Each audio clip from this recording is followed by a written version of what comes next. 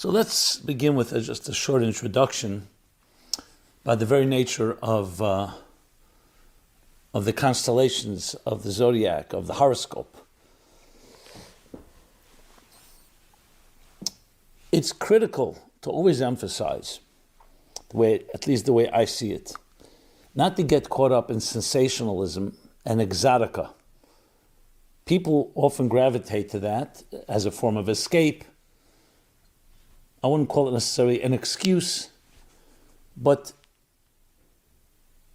so to speak, to blame the stars for our behavior or for our good luck or bad luck really absolves us of the most important dignity of all, and that's personal responsibility. And yet we do know, in the Kabbalah, in mysticism, and other schools of thought, there is the concept of the signs.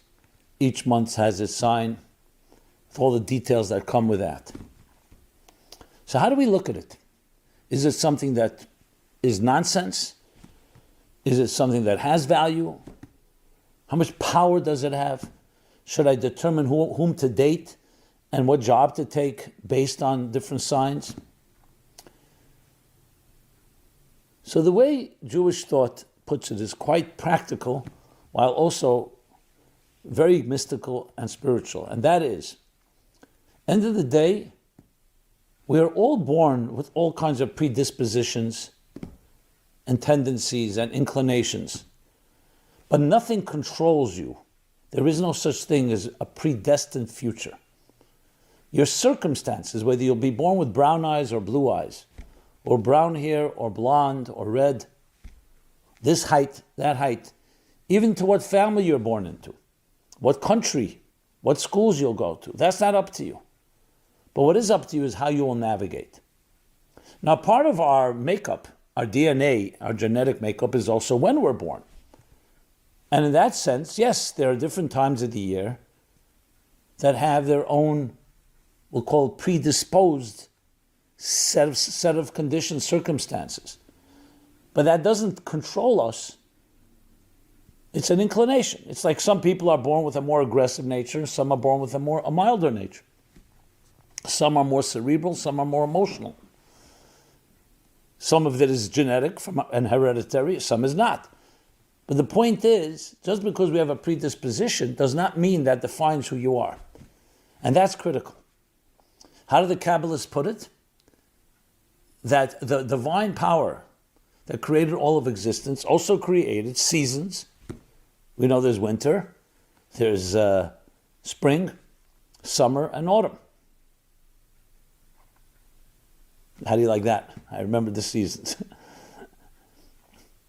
There are times of the year where the energy is a very high energy. There's times of joy, and there are times where it's a more subdued energy. But these are energies, these are vibes, these are states of being. The question is how you'll navigate it. Just like if you're out at sea and there's a storm, and sometimes the water is calm. These are real circumstances. They're real factors that have an impact on us. But they don't control us. So in that context, there are times of the year, and here we're talking about the months. Each month has its so-called energy of the month. A predisposition, an inclination. So someone born in a certain time, yes, nothing wrong with saying just like we're born with certain personalities, that time of the year has a certain energy.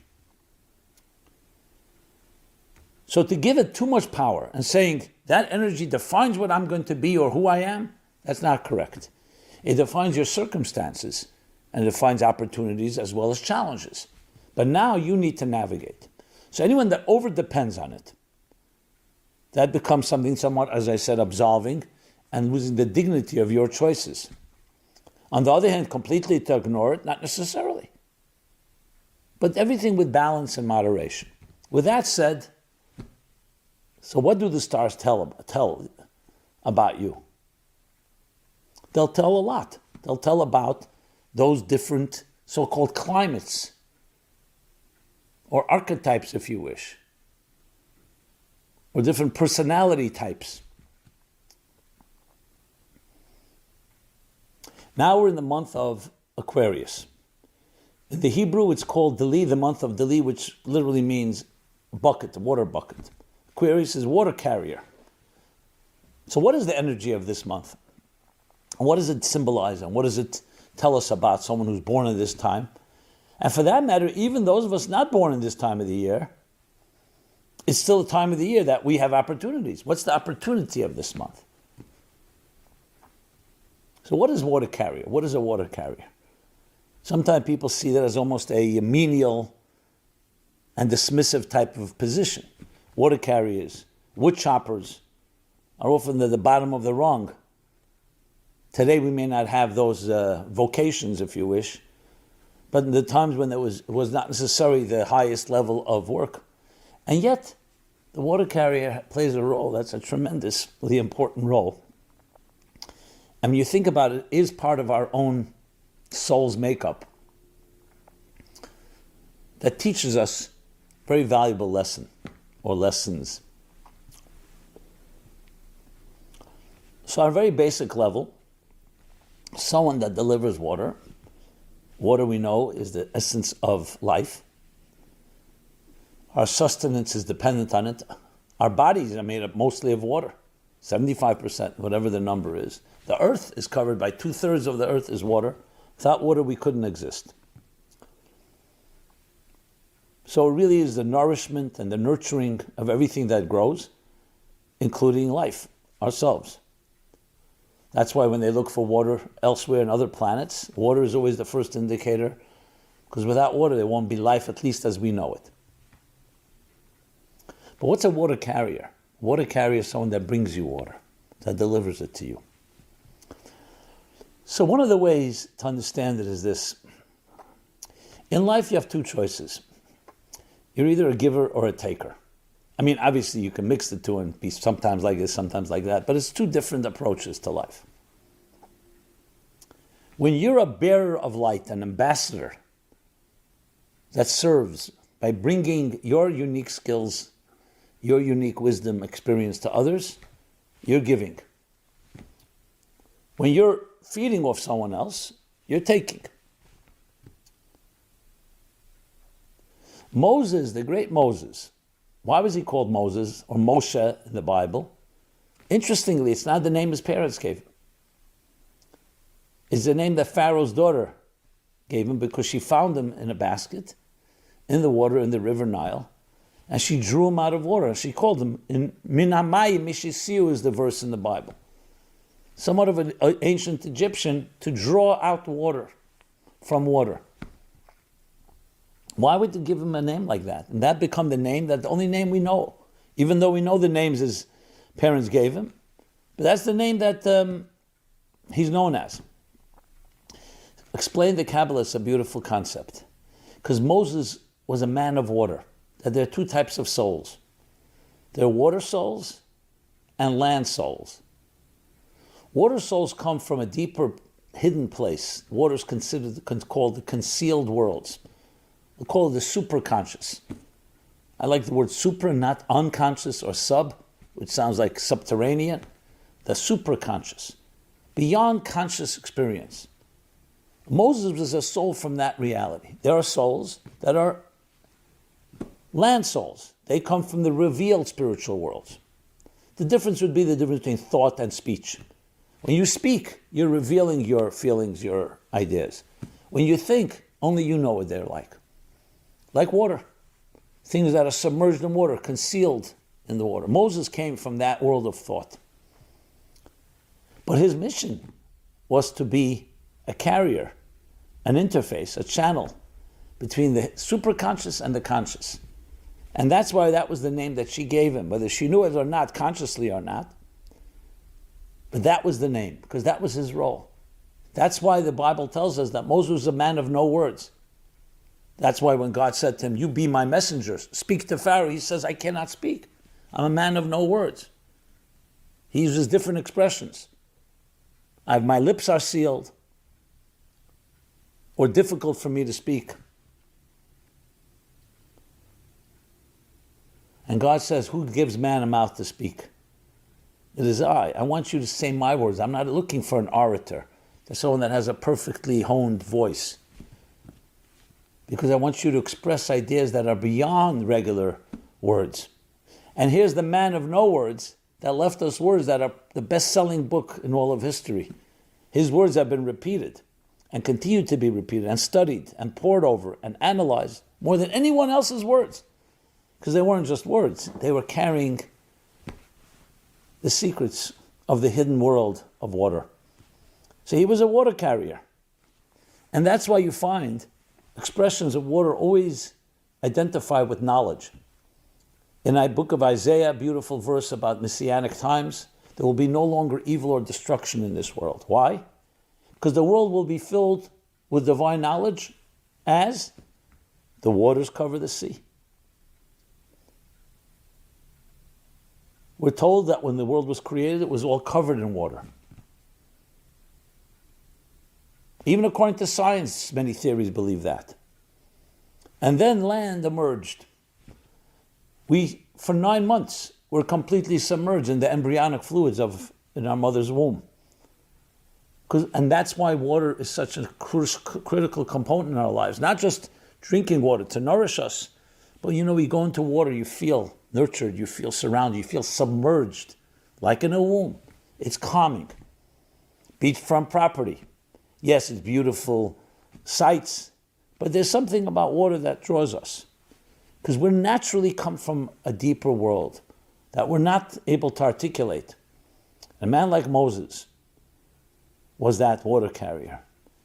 So each of us has the Moses within us. We all have that ability and responsibility to be water carriers, especially those that are born in this period of time.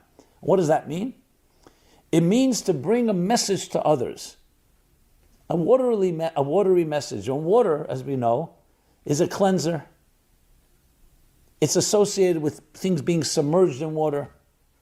It represents what in the Hasidic terminology and mystical terminology is called bittul. It's fluid, not solid, but not quite invisible. It has that the solidity, solidness, and solid things, concrete, are inflexible. Water is continuously fluid, continuously mobile. Whatever you put in water is submerged within it. That's what true humility, modesty, suspending yourself in the face of something greater. That's what it means to enter into water. So we're carrying message of truth, carrying message of healthy knowledge, not information. We're talking about intimate knowledge, the knowledge of life, the secrets of life. That's what we have to be, water carriers. Aquarius. And that's the energy of this month. Every month has its own energy. That's the energy of this month.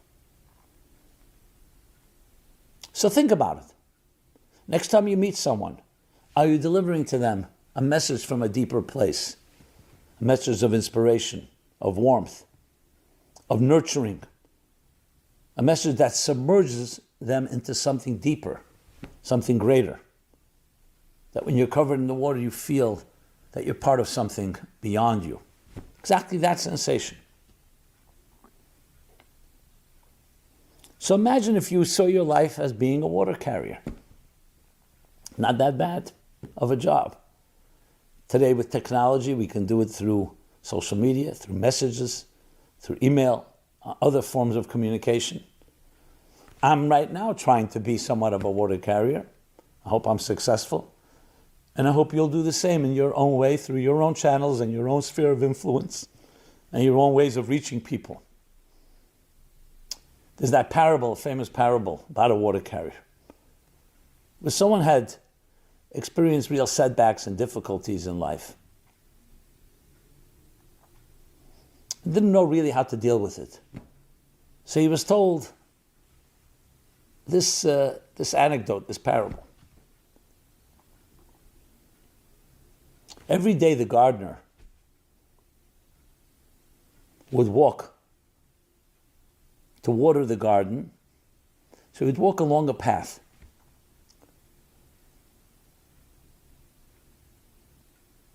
And he would go to the garden and water it. And that was what kept it blossoming, growing, beautiful, flourishing. But then something interesting happened. As he would walk down this path, people noticed that on the left side of the path, flowers began to grow. On the right side of the path, it was completely parched, nothing there.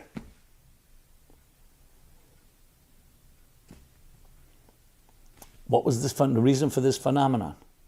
Until someone pointed out that in his watering pot, in his deli, in his pail, there was a hole. And as he was walking along the path, the hole was on the left side. So water would leak out onto the ground and ultimately cause these flowers to start growing. The right side was the pail was complete. Now you'd think a hole in the pail is a bad thing. But even here you see, no, that leak is what brought those flowers to grow. So in life, sometimes watering something is not always what we do intentionally. Sometimes it's something we may not even be perfect in. But still, water is coming out of us. So remember, even things that sometimes seem imperfect, a crack, as Leonard Cohen says, forget your perfect offering. Life is filled with cracks. That's how the light gets in. Yes, and that's how the water gets out and makes things grow. So being water carrier doesn't mean you have to be a perfect person. It means you have to always be in that mode of sharing, of bringing light, of bringing water, of bringing sustenance, energy, vitality, refreshing, revitalizing people. You see someone's a little down, saying a kind word. That's the message, my friends. And all of us are truly water carriers. Think about it. Put yourself in that mode. Try it out. Even once a day, especially during this month. You'll be surprised at the results. You will cause flowers to grow, often in places you wouldn't even have imagined. Because when we water things, that's how flowers grow. You can't pull a flower out of the ground. You have to water it. Same thing with souls. You nurture people, you validate them, kind word, something warm, water them, and love blossoms. That's how we nurture and we nourish and we feed each other. So my dear fellow water carrier, do your job well, and please share this with others. Imagine each of us in our own way doing this, what kind of world we would create, what kind of flowers would be growing. That's our commitment. Simon Jacobson here, Meaningful Life Center, meaningfullife.com. If you enjoyed this message, please share it with others. Love to hear your feedback, thoughts, comments. And with technology today, it's very easy to just pass this on to someone else. Just press a button. So we're entering into the next constellation, Pisces, which in ancient Latin means fish or fishes, two fish to be exact. So what does it tell us about ourselves, our personalities, our archetype? So we'll take a mystical look at it. The mystics explain that there are two types of souls. We'll call them amphibian souls and land souls. Water souls and land souls. What is the difference between water and land? We all know that beneath the water is plenty of land. There are mountains and valleys and earthquakes and volcanoes, species that are even more in number than on land. The difference is that they're concealed, they're covered up. They're covered up with water. So the mystics explain that the difference between the two, and they use this term, is that water refers to the hidden worlds, and land refers to the revealed worlds. A very basic example would be the difference between thought and speech. When you speak, your words are heard, they're articulated, they're expressed. Others can hear them. It's revealed. Your thoughts are yours and yours alone. There are words there as well, and there are ideas and letters.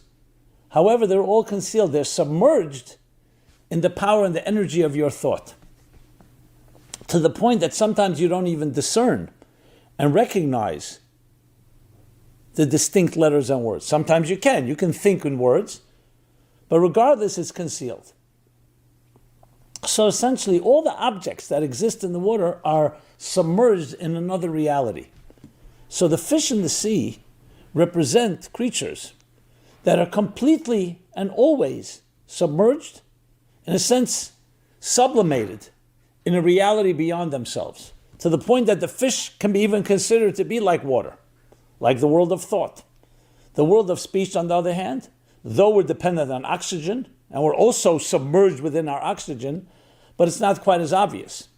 We're walking entities, separate entities, and we've actually developed ways to lift ourselves above the ground through vehicles or other manners, where a fish can never separate itself from the sea. We can separate ourselves from land. We've gone to outer space. We can fly in an airplane. When I say land, I mean the earth, the ground. A fish cannot separate itself from its source, which is another distinction. 1 second that it leaves its life source. Its very life is dependent on it. So how is that representative in our own human psyches and our own souls? That one is a soul who's submerged in the spirit. Another expression, they say, we're not physical beings on a spiritual journey, we're spiritual beings on a physical journey. Water souls are far more cognizant and aware of their spiritual nature. And they actually feel that they're from an ethereal other reality. And that's what they're submerged in. That doesn't mean there's no entity there, where there are actual fish in the sea. But the fish are, think of the psyche of a fish, is completely submerged, completely dissolved and absorbed in something greater than itself. Land souls are also very spiritual, perhaps, but their focus is much more on their distinct identities. So you can say one is dissolved in something beyond, and one is its distinct identity, like the letters of speech, in contrast to the letters of thought. That's why you'll see people who are simply wired that way. They're wired to be more soulful, often poetic, romantic, some would even say naive, dreamers. And there are people who are much more practical. You can say street smart, grounded. This isn't a popularity contest, one better than the other. They both are necessary in this world. But Pisces represents that element, the fish personality. The ability also to be dissolved and absorbed in something beyond you. Some people's egos don't allow them to do that. And we're not talking about an unhealthy ego, someone who's insecure and is loud and arrogant and aggressive simply to establish their presence. We're talking now in a healthy way. Some people, their identity is very individualistic, and they don't easily assimilate and become absorbed in something beyond them. The truth is we all need it, but there are personality types that are more fish-like, and there are personality types that are more land-like. The ultimate goal is bridging the two, and we discussed this in a previous episode of this series, in Aquarius.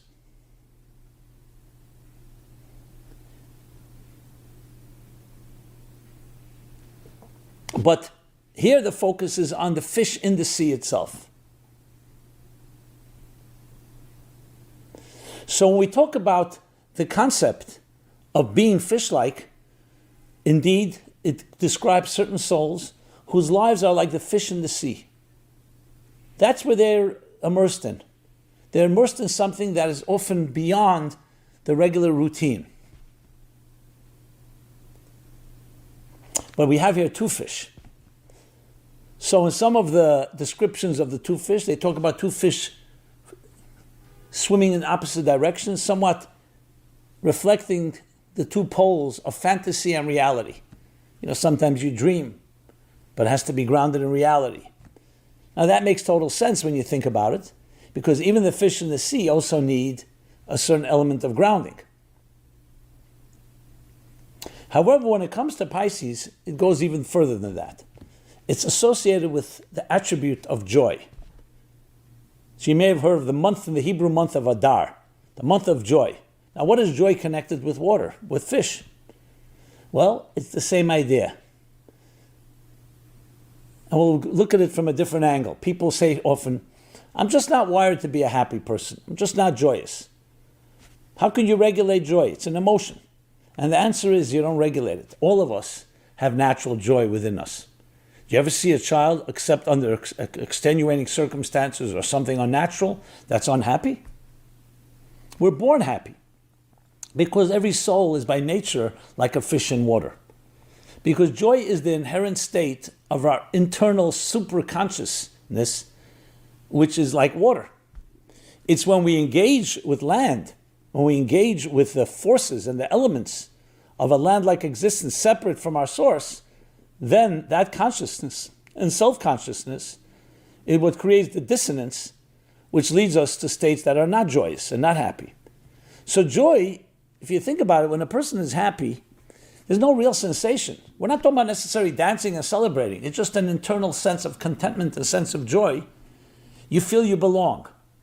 You feel a seamlessness, like a fish in the water. When they say fish in water, everything is working so smoothly, seamlessly. When there's dissonance, there's a disconnect. That's much more in the revealed worlds, where the words can be disconnected from the ideas. So that's why fish in the sea so much are connected to that element of joy, the month of joy. One more point that's critical to make when you're talking about this is that fish are also being submerged. That's why you'll find in the Bible blessings that you should be as multiple as the fish in the sea. Why like the fish in the sea? So the Talmud tells us, because true blessings thrive, blossom, when they're not visible. When they're visible, then they're subject sometimes to another person's resentments or another person's reactions. That's why it's often good to be under the radar when you're blessed. Not just not to create jealousy or envy and so on, but blessings thrive when they're not being looked at precisely, meaning measured and judged and so on. So all of this tells us that we have access to another world, an otherworldly experience. And that's what the Pisces personality is like. Fish in the sea. Now, those born in that period, obviously, have that predisposition. But all of us have that aspect. We have to remember that all the signs of the entire year, we all have that. The question is, what is primary? What's the dominant gene, so to speak? What's the dominant predisposition? But everybody needs a Pisces within themselves. Another thing that can be said about the two fish, the concept that Ezekiel in his vision talks about, that energy flows to and fro. Tension and resolution. The fish, two fish going in different directions. Which doesn't mean necessarily opposites. It can mean it's the flow, it's the poles, the two polarities, positive and negative, contraction, expansion, exhale and inhale. So as we experience, just as you think about water, you also think about waves. What is a wave? A wave is essentially like the wave of a heartbeat, of a cardiogram. It's what? Peaks and valleys, ups and downs. It's constant movement. We know a wave is not like a particle. It's a constant fluid movement, a pulsating energy, which is also very much part of the watery personality of Pisces, of the fish. We live so much, so consumed by our five senses that stimulate our vision, our sight, our sound, our taste, touch, and smell. We sometimes forget about that which is more deeply submerged within. We forget about the fish because they're not obvious, they're not visible. But they're there. And each of us has that as a blessing, as a gift. It's our inner treasure. When someone gets to know you, you don't just want to know their external and superficial identity, and you want them to know, you don't want them just to look at you superficially. You want to understand the fish personality. What do you like? Where do you feel that you belong? Where do you feel like you're a fish in water? Seamless. There's an expression in Isaiah, he says, that the world will no longer be, there will no longer be evil and destruction in the world because the world will be filled with divine knowledge as the waters cover the sea. The waters cover the sea. They cover the seabed. Submerged. There's nothing more beautiful than when you feel that you're part of something greater than yourself. That's why it's so beautiful and so harmonious, so comfortable. When you feel nurtured, you go in the water. You ever lie in the water and you just allow yourself to be submerged? Something about it, something nurturing. Of course, it reminds us, consciously or subconsciously or superconsciously, of the 9 months we were in our mother's womb, completely submerged in the embryonic fluids. Because it's a state of attachment, of nurturing, of belonging. That's the fish within each one of us, the Pisces. And the key is to hold on to that and draw from there. To draw from there to the point that we can access that and extend it even into our land activities. And indeed, Pisces is the fourth, the last of the water signs, followed by the previous three, because it's the ultimate picture. It's not just a water carrier, but it's also water itself. So when you ask the question, does water get wet? Can wetness get wet? Does a fish get wet? Think about it. That's a state of being. That's the state of being we want to feel like. A dry hand is submerged in water. A dry thing will get wet. That's where subject and object are experiencing two different entities. There's a certain duality, a dissonance. But when wetness doesn't get wet, it is wetness. So may we all be blessed with having that type of sense of belonging, where you don't feel that isolation, you don't feel that alienation. You feel connected, you feel that you're part of your higher source, and that drives your life. So even when you enter into the worldly, we'll call it earth-like, land-like routines, you can bring that seamlessness and that wholesomeness into every one of your experiences. May each of us be blessed to achieve exactly that. We are now at the beginning of the order. Begins with Aries, translated as ram, the animal ram. But as we shall discuss, it has many other dimensions to it. And it's interesting, it begins with this. This is the first of all the 12. And indeed, that corresponds with the Hebrew months, the first of the 12 lunar months, the month of Nisan. So there is a connection. What I found very interesting is that when you look up all the astrological interpretation of Aries, it's often identified with aggression, with leadership, with persistence, something like the headstrong ram. But I believe that's connected far more with mythical interpretations. I would like to introduce you to what may be the original meaning and significance of this month's sign. So as I said, the translation of Aries is usually ram. But as we know, sheep is the real full category that has the male adult sheep is a ram, the female adult sheep is a ewe, and the baby sheep is a lamb. So in Hebrew, the first of the 12 signs is Toleh, a lamb. So if you think about it actually in a broader sense, Aries is not just ram, it considers perhaps the whole category of sheep. Now the interesting thing is that sheep are known for their docile nature, their tame nature. One of the only animals that is not a predator. They feed off and graze in the grass. And when there is a predator, their only protection is to escape, is to run. They have no other weapons, or no weapons at all. So extremely vulnerable, which explains something really fundamental. When you look at the Bible, and in general in our vernacular, you find the concept of sheep or shepherds used sometimes in spiritual sense. Moses was called a shepherd, the faithful shepherd. God is often referred to as a shepherd, and souls are referred to as sheep.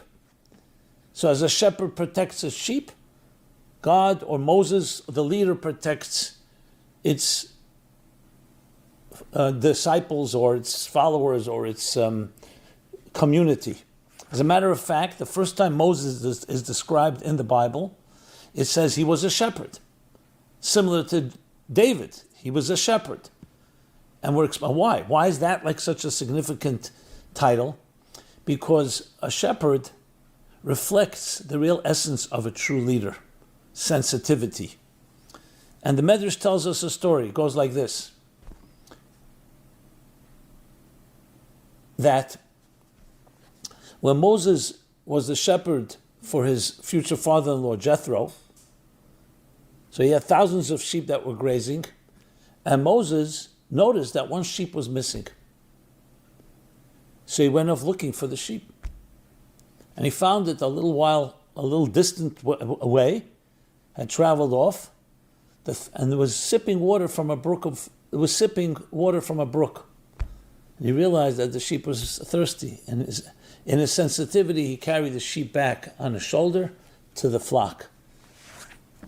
And the Medrash tells us that when God saw that, he said, if he is so sensitive to one sheep, imagine among thousands of sheep, first of all, to notice it. Second of all, to pursue it.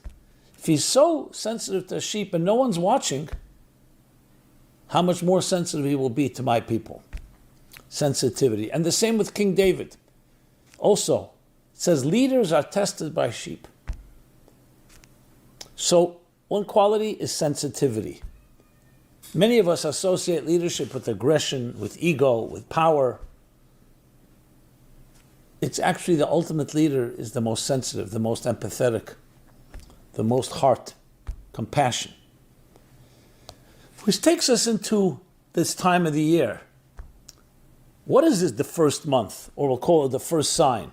It's associated, as I mentioned, with the month of Nisan. It's the month of Exodus from Egypt. In the Bible again, God tells Moses, look up to the sky, the new moon. In this new moon of the month of Nisan, I'm giving you a new calendar. Not just a solar calendar, but a lunar calendar. And the beginning of the lunar calendar, it is in this month, in the Hebrew, HaChodesh Hazeh Lachem. This month, the word month in Hebrew comes from the word renewal. Well, this will be the first month of the year of renewal, the renewal of the moon. The sun, though it goes through gradations, but we don't see renewal quite the same way. In the moon, you actually see rebirth. And the moon is also connected to a certain element we'll call sensitivity, or in the Hebrew, bittul. What's bittul? A certain sense of humility, modesty. The moon wanes and almost disappears. It's always in the state of receiving. So the moon represents the docile, the vulnerable.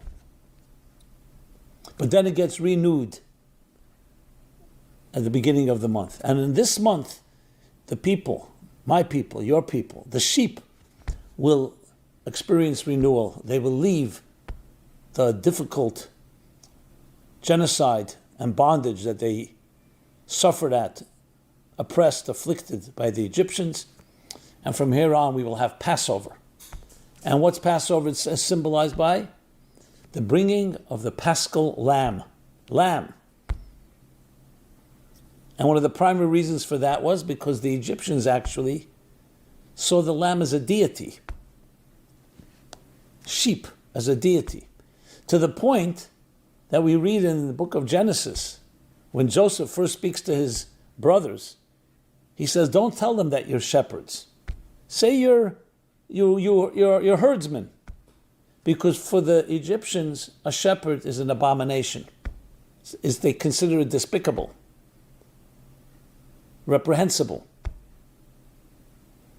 The question is why? So the commentary, Rashi explains right there, because for them, sheep are deities. And shepherds, as the commentaries explain, see that a sheep is not a deity. It's a beautiful, gentle creature, but it's not a god. And that's why they despised shepherds. So when it came to freedom, the freedom of Passover, what is it symbolized by? A Paschal lamb. This does not mean that Aries doesn't have a connection to a ram. Because remember, ram, lamb are all part of the same family. But we're focusing on, what's part of it? We're focusing on the humility part, the sensitivity, the gentleness, the vulnerability. The question is, how do you look at vulnerability? Do you turn it into a god? Or do you realize it's something that you need to protect? And what they're basically were making a statement was that we need shepherds to protect the sheep. And the Egyptians said, no, we worship the sheep. We don't need shepherds. We don't need these type of leaders. And indeed, Egypt represented the antithesis of selflessness. It was about ego. Pharaoh called himself a god. He considered himself a god. And Passover was about, we don't worship men or men who think they're gods. We only worship a higher reality. And yes, as beautiful as a lamb, as a ram, as a sheep is, but those are not gods. Those are features and virtues that we need to embrace. So Aries, this month's sign, symbolizes the sensitivity, the gentleness, the humility, but also recognizing that we're not self-made creatures. And that's what the real message of Passover was. True freedom is when you stop worshiping yourself and your own man-made devices. And then we recognize that a true shepherd, a true leader, had Pharaoh been a true leader, a true shepherd, instead of hating shepherds, instead of despising them and seeing them as abomination, he would have introduced the concept of humility. But instead, no, he was the arrogant one. So you see here how it all comes together, the history of it, the holiday, this month. So in context of those of us born in this period of time, or we're talking about for all of us as we travel through this period, the first of the zodiac, the first of the 12 signs, Toleh, in Hebrew, Aries, we need to remember the idea of being sensitive, the idea of bittul, that our lives are dedicated to something greater than we are. And indeed, that's the key feature and personality type connected to this sign. Now, as I discussed in the previous parts of this series, this doesn't mean it's exclusive only to those born in the month of Aries, but also to all of us. It's just a question, what is the dominant, what is the primary and the predominant feature? And we all can learn from each other, and we all need from each other. The concept of recognizing that we are really, in many ways, like a sheep, like a lamb, like a ram. Yes, there are times a ram is aggressive, especially in a breeding season, because remember, it's not about weakness, it's about gentleness. In this world that we live in, sometimes we confuse that. We think someone who is vulnerable or someone who is sensitive is weak. That's not the case. The strongest people are sensitive people. And indeed, that's the key to all growth and to all freedom. And that's why this is also the month of freedom, the month of liberation it's called, the month of redemption.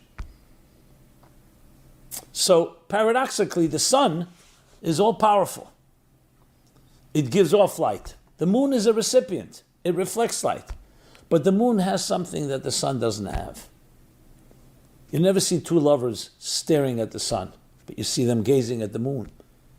The haunted moon, the haunting moon, has a certain element, a certain mystique to it. And though it's reflecting the sunlight, but it doesn't look like the sun. It has its own shade, it has its own color. And it goes through the changes of life. It's far more reflective of reality, the ups and downs of life, waxing and waning.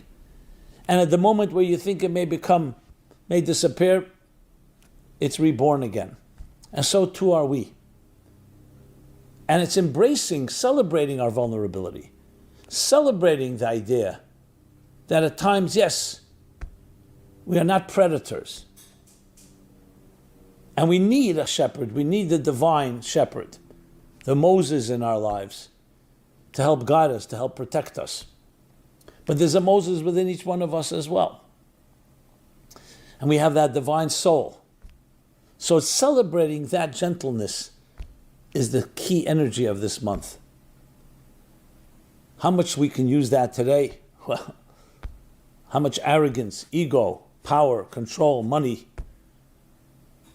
It's recognizing that we are greater when we recognize what we're not than what we are.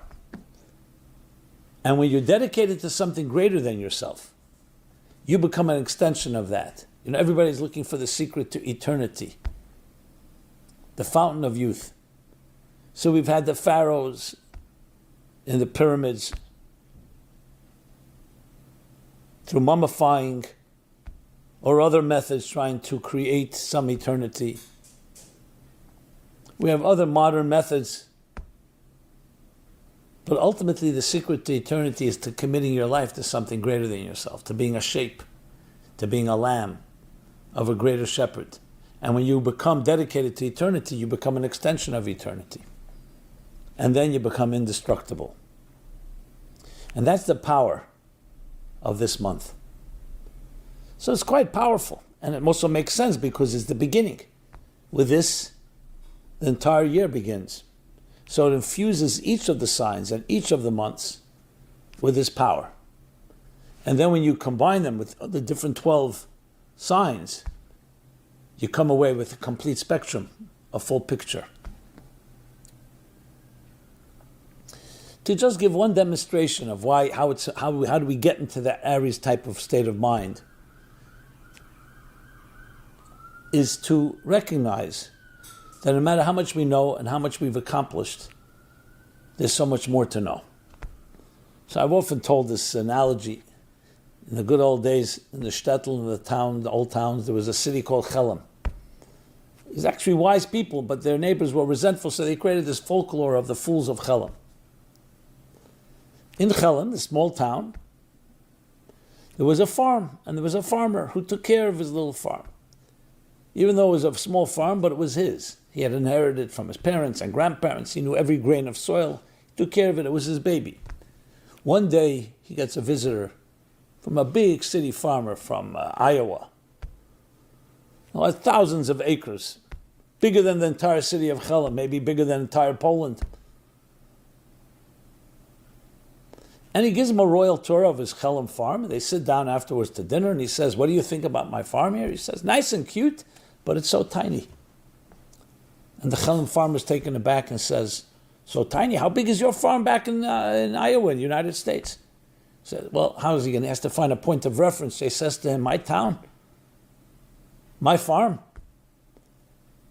It takes me all day to travel with my tractor from one end of the farm to the next." And suddenly, the Chelm farmer changes his demeanor, feels compassion for this big city farmer, and says to him, "Don't feel bad. I once had a tractor like that too." In other words, he couldn't even fathom that size of a farm.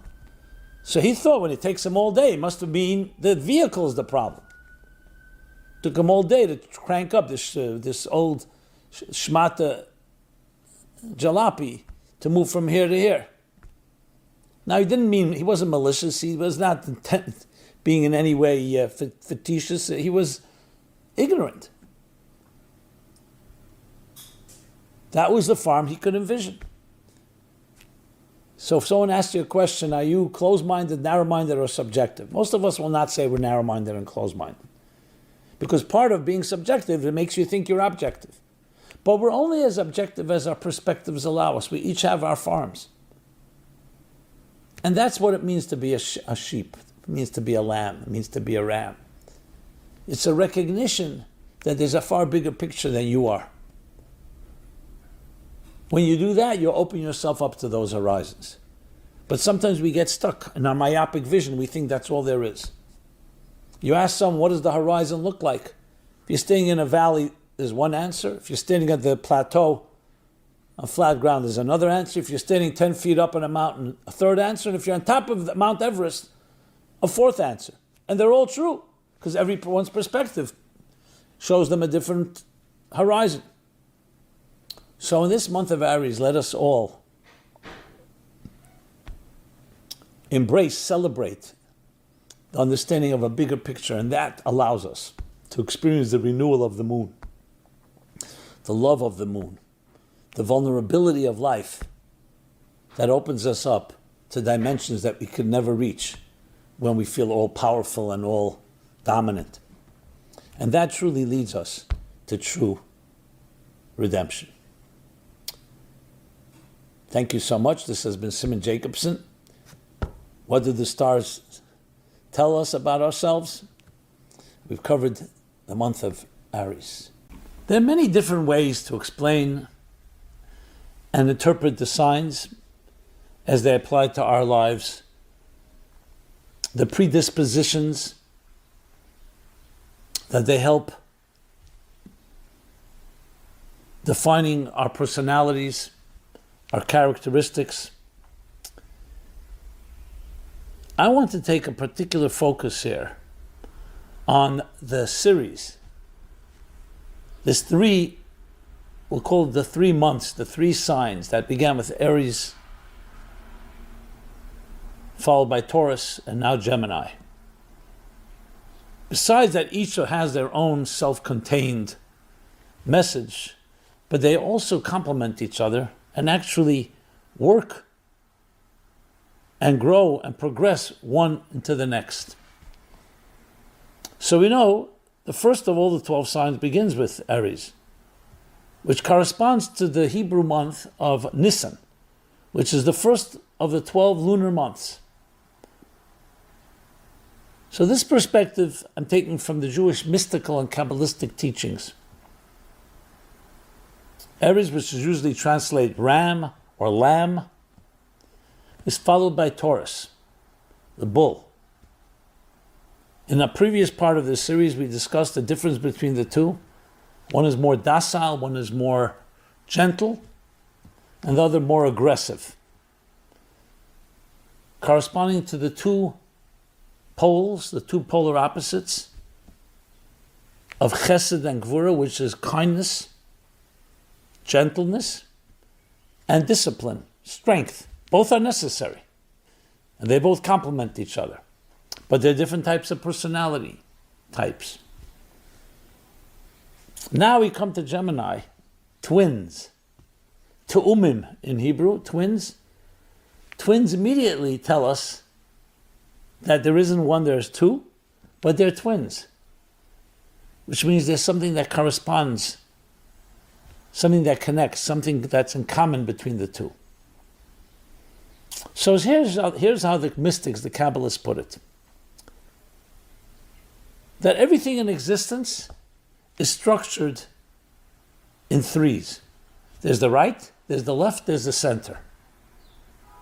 Nothing can stand if it doesn't have 3 legs. And what is the right, left, and center? The right brain, the left brain, the center brain, right arm, the heart, right leg, left leg, the center. The center is considered the foundational element. The right and left, in a sense, spread it out. If you think of a trunk of a tree, that will be the center, like the spine in the human body. And then it branches to right and to left. Right, generally, are the more kinder and gentler attributes. The ones that flow forward, like water, corresponds to the right. Fire corresponds to the left. Blue, red. Both absolutely necessary. In human relationships, the idea of kindness, of course, love, is the foundation of every relationship, is the foundation of existence. However, love also needs to be balanced. Balanced with discipline. You can suffocate someone with love.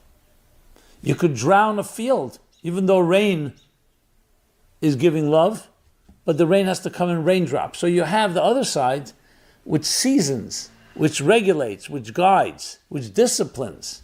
And we call that strength. We call that discipline. We call it sometimes the more severe side, but not severe necessarily in a negative way. It's just much more discretionary. That may be the best word, discretion. So they balance and they counter each other. Aries, Taurus. And then comes the third, the Geminis, the twins. The twins is harmony within diversity. It's understanding that different entities have different personalities. have different ways of looking at things. And you're looking for that, not just the common denominator, you're looking for that higher transcendent force that sees the strengths in each one of them and provides a synergy of something more than the sum of the parts. So in life, there's a give and take. You receive a blessing from above, the blessing of life.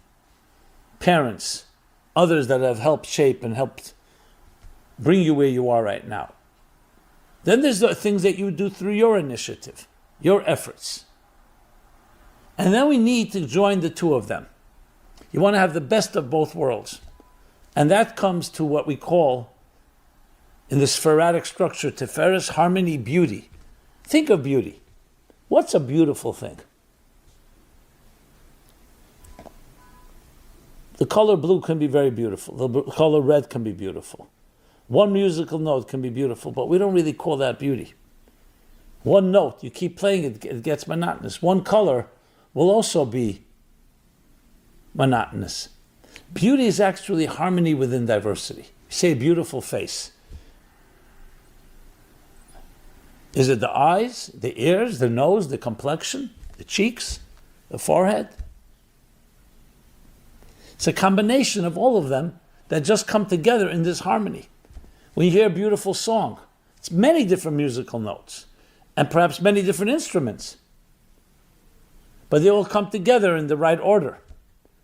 And then they're more, not just you bringing together pieces, it's more than the sum of the parts, what we call synergy. In biblical terms, you talk about the first day, the second day, and the third day of creation. The first day, the creation of light, a light. The second day, the division of the higher and the lower, diversity, which can go toward divisiveness, unfortunately, but could also lead to day 3, where you bring the diversity together in one harmonious, synergetic, synchronized whole. And that's the twins. Two different forces. Now, we're the first set of twins that we're familiar with. Jacob and Esau, the biblical twins, who were at each other's throats, literally, from the moment that they were conceived. Or not necessarily the moment, but even in pregnancy. They represent the tension between matter and spirit. A tension we all can experience, and we all do experience. The need to survive, the need to pay our bills, the need to make ends meet, the need to take care of our material needs. But we also have a transcendent side to us, a spirit. And they often conflict with each other. There is a tension between matter and spirit, matter and energy. The twins is the resolution of that tension. And how do you resolve it? By spiritualizing the material. By bringing out the best in each. There are schools of thought that preach asceticism. That in order to experiencing anything that is more sublime, higher states of consciousness and awareness, you need to escape, you need to cut off from the rush hour of the rat race and the merry-go-round, the roller coaster of life. Asceticism. An austere, simple life. Others argue, think of the Calvinistic Protestant work ethic. No, engage with the world, but be kind, be virtuous, be charitable. But if you want high levels of spirituality, you can't really do that when you're consumed with or involved in the material existence. So most of us compartmentalize. This is the conflict between home and career, home and work. It's the conflict between our selfless side to ours and our selfish side. The conflict between faith and modernity. It manifests in so many different ways. Could materialism and spirituality ostensibly seem to be antithetical? But then comes the twins, Gemini, and teaches us that's not the case. They can be a major conflict. It could be the root of all discord and all war and tension and battle. But they could also come together and complement each other. When you recognize that they're both two parts of one larger whole, two twins, well, I should say one set of twins, two individuals that are very different in personality, but they complement each other. The body is the vehicle that allows us to manifest our ideals, our values, our transcendent longings. On the other hand, what's a vehicle without the captain of the ship? So they should be working hand in hand, and that's what Gemini is about. And that's why the Gemini personality will often have certain dual tugging the person one direction, the other direction. But the goal and the purpose is to know that you could integrate, you could harmonize, you could bring them together. And that is the Gemini power, which is one for all of us, but especially someone born or someone associated with this particular time of the year. That's the predominant predisposition. And it teaches us all and allows us all to glean and draw energy from the month of Gemini, the energy of integration, of looking at the different fragments of our lives, the different parts, and seeing how can we synergize, how can we find that common thread that ties it all together into one beautiful tapestry, that harmony within diversity. And this applies both individually, each one of us, the conflicts we have, our psychological, emotional, different voices, different expectations, demands on us, but also collectively. We all dream of a world of peace, of harmony, but yet look how elusive it is. Different viewpoints, different faiths, different religions, different belief systems. Intolerance is because we're not tapping into the Gemini energy of that third path, the middle path, the one that takes the best of the other two, of the right and left, and turns it into something far deeper. But whenever you see different opinions, and if you're able to bring them together, you'll always come away with a third approach which transcends both of them and actually uses both of them to find a deeper solution, a more crystallized one. So indeed, it is the Tiferes, it is the third, it is the Gemini that we're all seeking. Those synchronized twins.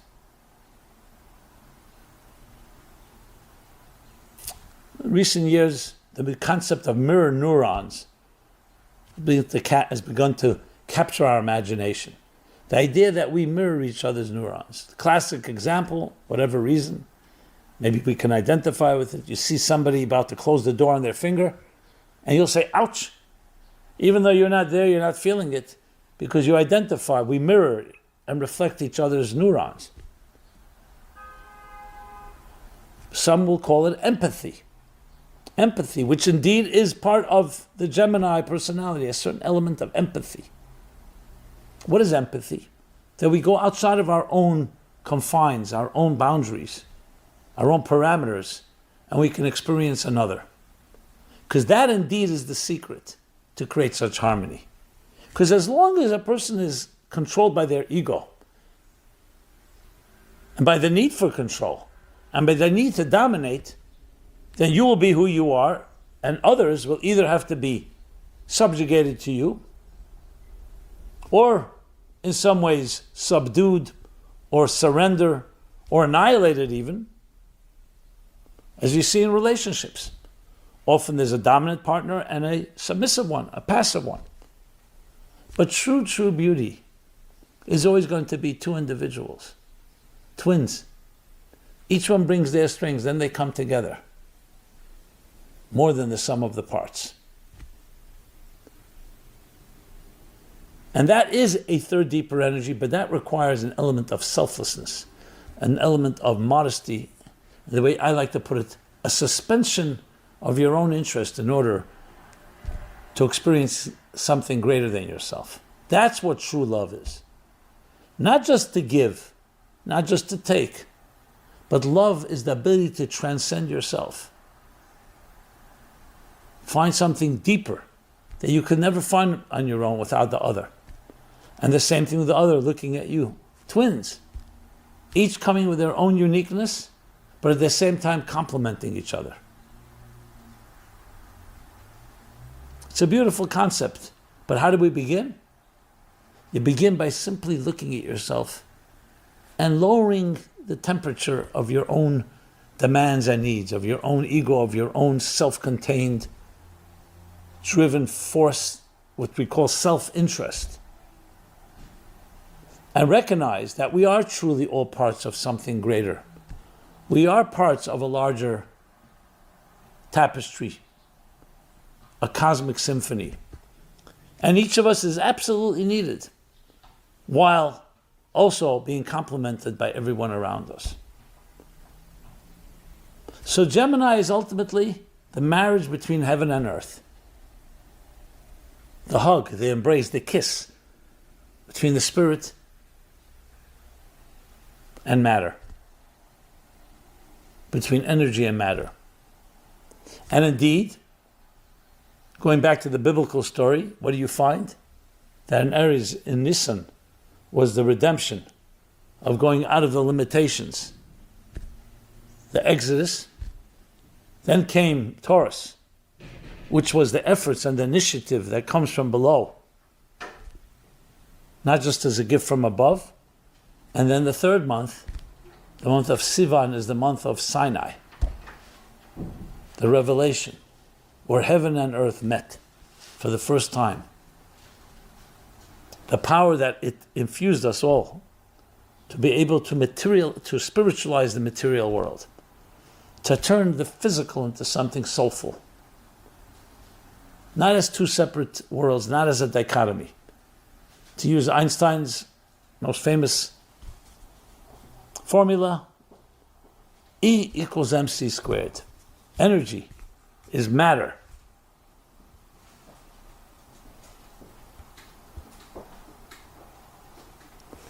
Times the speed of light squared. And that creates, and it helps us understand that matter and energy are truly reversible. And in turn, are really two parts of one whole. So, as we enter this month of Gemini, of twins, may we find those two forces within us, empower each one, but also teach them to speak to each other, to coordinate, and then let it spill over to our families, to our communities, to our cities, to our populations, in a beautiful ripple effect of experiencing the ultimate harmony within diversity. Those of us that have that Gemini character prominent should use it to teach others how we create such harmony. The sign, the month of Taurus.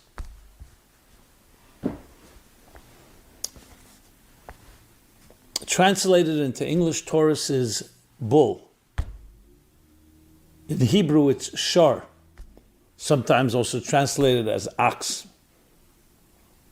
What's interesting is that when you look at this order of the signs, the previous month, Aries was ram or lamb, as we discussed in that part.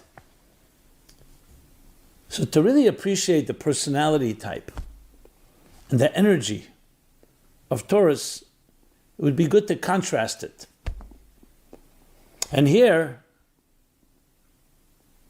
to make it even more fascinating, this is the second sign of the constellations that began with the first Hebrew month, the first lunar month of the lunar year, Nisan, the month of Exodus, which is associated with the gentleness and the love of the ram, of the lamb, Aries. And that leads us to the bull, which is also another animal, but in this case, very different type of personality. So, by means of a short introduction, as I've spoken several times about this topic, the zodiac and the different signs and constellations are a combination of forces that reflect that energy is time and time is energy, and that each energy, each period, has this particular channel and its window of opportunity and its particular complexion, which is the energy of that month, of that time period. And when you look at them all 12 of them, you come away with a tapestry, a type of harmony, each one complementing the other.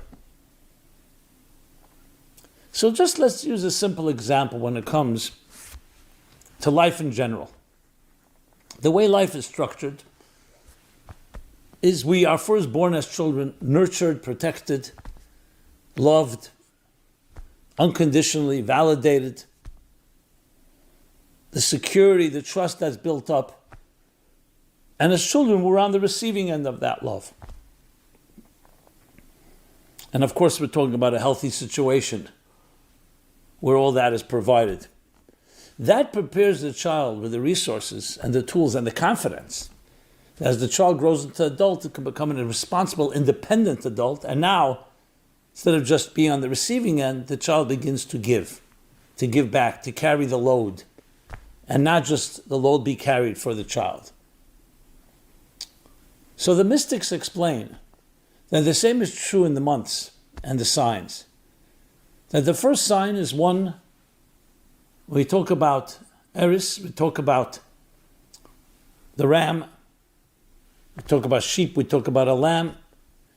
You'll see that the relationship is you're not going to put heavy loads on top of that animal. It's mostly the shepherd nurturing and shepherding its flock. The bull, on the other hand, is, as one of the verses states in scriptures, it carries weight.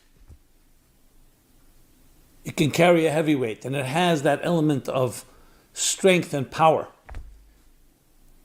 In the sporadic structure of the 7 emotions, we talk first about chesed, about love and kindness, and then we talk about gvura, discipline, strength, restraint. And that's the shift from Aries to Taurus. That Taurus personality, after we've received the love and the nurturing, now comes the next step where we carry the load. The personality of the Taurus is the carrier, is the commitment. In context of emotional relationships, love and reverence, love and respect. Any good relationship needs both elements. Love is what creates closeness, intimacy, protection, security. But at the same time, you can also suffocate someone with love. And that's why you need to have boundaries, respect.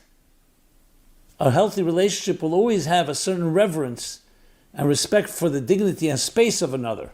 And there's nothing wrong is to stand even in awe of the mystique and the mystery. And you'll see a healthy relationship will have both. So Taurus introduces that strength, that power. Now you're ready to carry a load.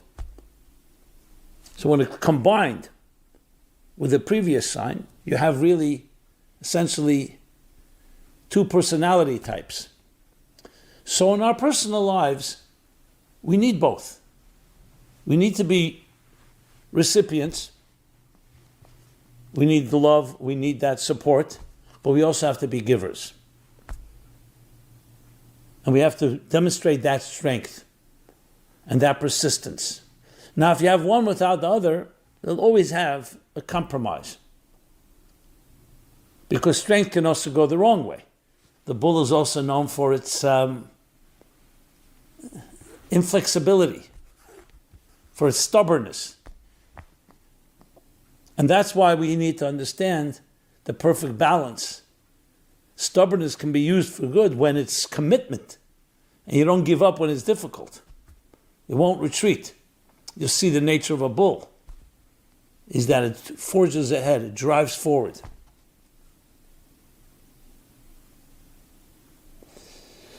So in our personality types, the truth is we have all 12. No one person is only one, but the question is, what is the dominant gene, the dominant force in our lives? So let's speak about it in real time. You'll find when we face challenges in life, you'll see some people retreat. They don't like confrontation. They're pleasers. They're very much the Aries personality. But there are times that requires fighting for what you believe, standing up for it, a certain determination, certain drive, the bull within you. Then you have people who have that drive to the point they trample on others. That's why you'll find in Talmudic thought, there's the concept of the ox or the bull that attacks others, that has gored another. And there's actually the distinction between one who's done one goring and one who's become a gorer, meaning they've repeated and that's how their personality has become that aggressive. Very often psychologically, some people who are very aggressive, it's not because they're really aggressive, it's because they're protecting their own vulnerability. They've been hurt. You know, they say the porcupine has the sharpest needles and the softest underbelly. Sometimes to protect our own vulnerability, we project a tough exterior, armor, strength.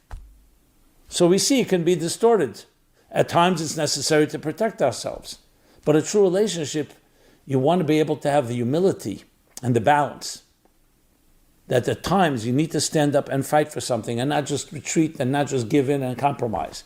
You need the bull in you. You need that driving force. Especially when you're dealing with forces that are trying to in some way annihilate or limit your potential, imposing themselves upon you. So you need that determination, that drive. But at times we need to also know how to yield, how to be flexible, how to be gentle like the lamb. So therefore, in that context, when you think of the months, the Exodus of Egypt is considered to be the loving act of the divine hand helping his children to free themselves from bondage. So we were on the receiving end, receiving this gift. But then comes the next month, and then comes Taurus, where there we have to demonstrate what we're capable of. So it's in a sense like Aries is more like the love that is bestowed from the top down, and Taurus is more the work from the bottom up. Refining ourselves, working on ourselves, introspection, commitment, taking upon ourselves the load, carrying responsibility. Especially in our day and age, it's so easy to live vicariously and to drop responsibility. You press a button, you get everything. But there's something, tremendous power lies in our capacity to generate something, to create something, to know that you have carried the load, someone has not done it for you. In education and inspiration, this manifests that you're teaching someone not just what to think, but how to think. You're empowering someone to initiate, to be proactive, to generate. And with that comes the confidence that you can carry the load. You can be bullish in that sense. With that driving force, with that power.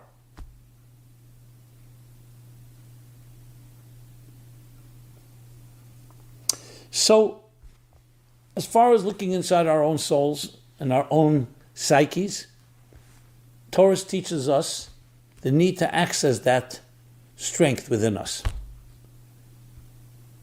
That strength can be expressed in intensity, can also be expressed in very powerful restraint when necessary. And you'll see, like it is with every one of the features, every personality type, there are the challenges and the virtues. There's the ways that can express itself in a very powerful, positive way. It could also be destructive. As we see, as I mentioned, a bull could also trample, can also gore, can also be aggressive. So you need to know how to find the right place where to push forward and where to yield, when to hold them and when to fold them. And that's the wisdom of this sign.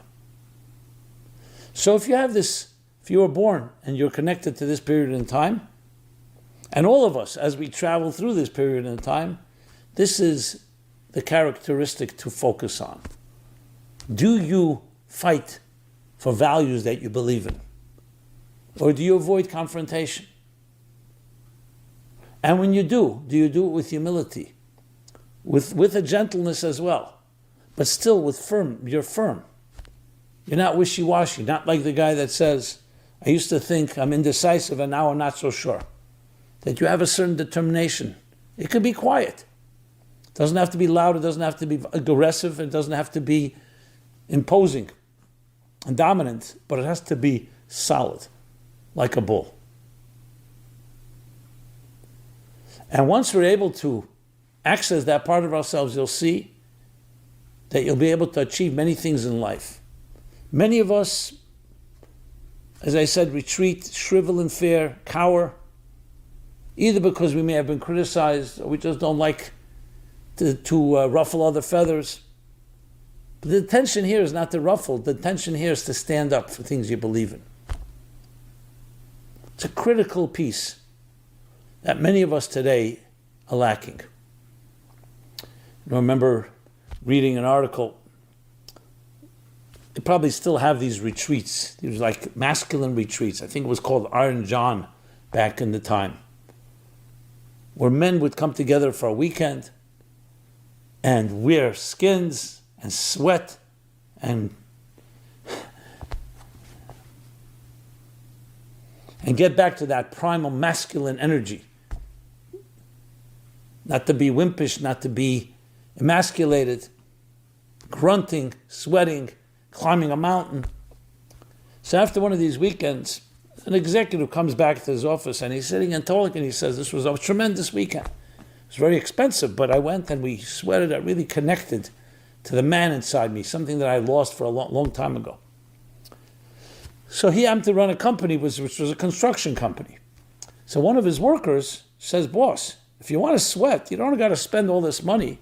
Just come down to our workplace and you can sweat with us.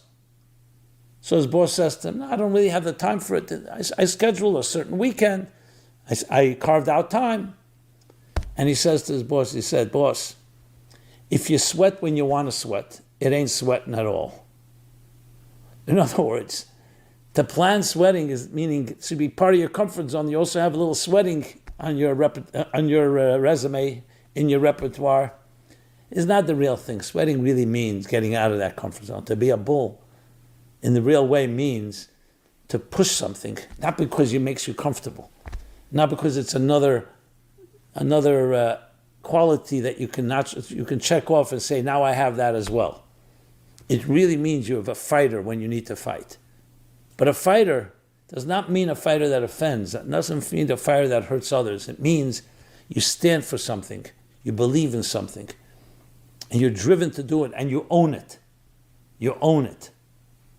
That's what Taurus is. You own it, and you make sure it happens.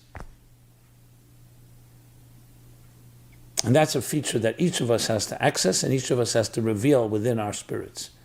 And this is the time of the year when the channels, when that window of opportunity opens up. And now we have to do our part. So on a very practical level, find something you believe in. And on a daily basis, do something in that direction. Share something kind, but do it persistently. Taurus-like, bull-like, consistent.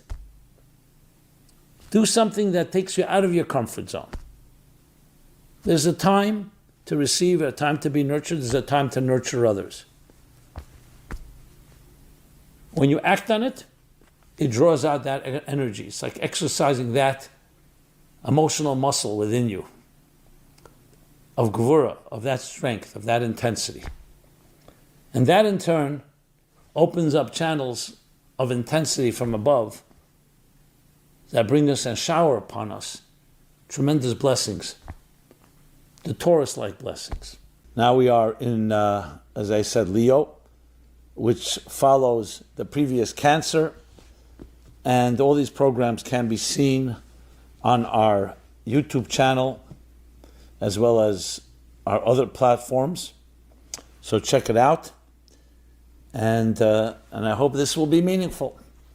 So, as we've discussed many times, the signs are essentially predispositions. Think of them as archetypes. Just as different people are born with different personality types, each of us is born with certain predispositions. So Leo, which of course is the word for lion, in Hebrew it's aryeh, that's the Hebrew word for lion. A lion immediately evokes certain reactions. We all think of a lion, powerful, awesome, certain regality even. The lion is referred to often as the king. The king. And we've all seen The Wizard of Oz. The king. Perhaps lacking courage, but still a king. The Talmud does tell us that the lion is the king in the animal kingdom. And then, of course, the roar of the lion. That roar. I don't know if you know this, but lions are from the few animals that actually roar together. Many animals roar individually. So what does the lion represent in terms of spirit, soul, energy, personality type? So I'd like to begin by quoting a very interesting statement from the ancient sages. This is called medrash, a medrash. And it talks about this period in time. And it says the following, loosely translated, that in the month of Leo, a lion will come and destroy a lion. So in the month of the lion, a lion will destroy a lion. On condition that a lion, and that in the month of lion, a lion will come and rebuild a lion. What is it talking about? This cryptic statement. The time of the lion is referred to this period in the year, this month of Leo. The lion that destroys is referring to Nebuchadnezzar, the lion of Babylon, the king of Babylon. And what did he destroy? He destroyed the holy temple, which is referred to as a lion. On condition that in the same very month of the lion, a lion will come, and who is the lion referred to now? God. When we say God, the roar of the lion is the awesome power of the divine, rebuilding, that will rebuild the lion, the holy temple. Now what is the meaning of this statement? And what's the condition? Well, let's define what a temple is. The sanctuary is essentially, we're using modern lingo, is an interface between heaven and earth, between the transcendent and the mundane, between the divine and the diabolical. A bridge. We clearly live in a very material world, but we also have a spirit, a soul. The question is, can these two meet? Or do we need to compartmentalize? So Albert Einstein put it, E equals mc squared. That energy and matter are really reversible, and actually two Both are energy. But on a deeper level, the same concept is that spirituality, spiritual energy, and material energy are just two forms of energy. And they indeed are not just they can meet, but they're really two of the same. So the concept of integrating our transcendent lives and our lives of survival are actually discovering that deeper unity that connects everything. And that's what the lion represents as far as the temple goes. A place, a meeting place, where two forces come together. Tremendous power, material power, but when harnessed properly, generates tremendous spiritual power. That's what a lion represents. So in the month of the lion, there was a lion that came and used that power to destroy. Used that power out of ego and arrogance, of self-worship, to destroy the lion. That bridge between heaven and earth, between spirit and matter. But it's on condition. It's on condition. Because the real purpose of it all is that every destruction brings something that's even greater than what was there before. Like every challenge, every illness brings a recovery that makes you stronger than you were before the illness in the first place. So the condition is that in the very same month of the lion, a lion will come and rebuild this connection. So in psychological terms, what this means is for us to be healthy people, we need to have a certain seamlessness. A seamlessness between what you do and who you are. I ask a person, who are you? They give me their business card. I say, that's not who you are, that's what you do. So some people giggle, some people just give you a blank stare, and some say, oh, what should I tell you? I've been doing this for so long, what I do has become who I am.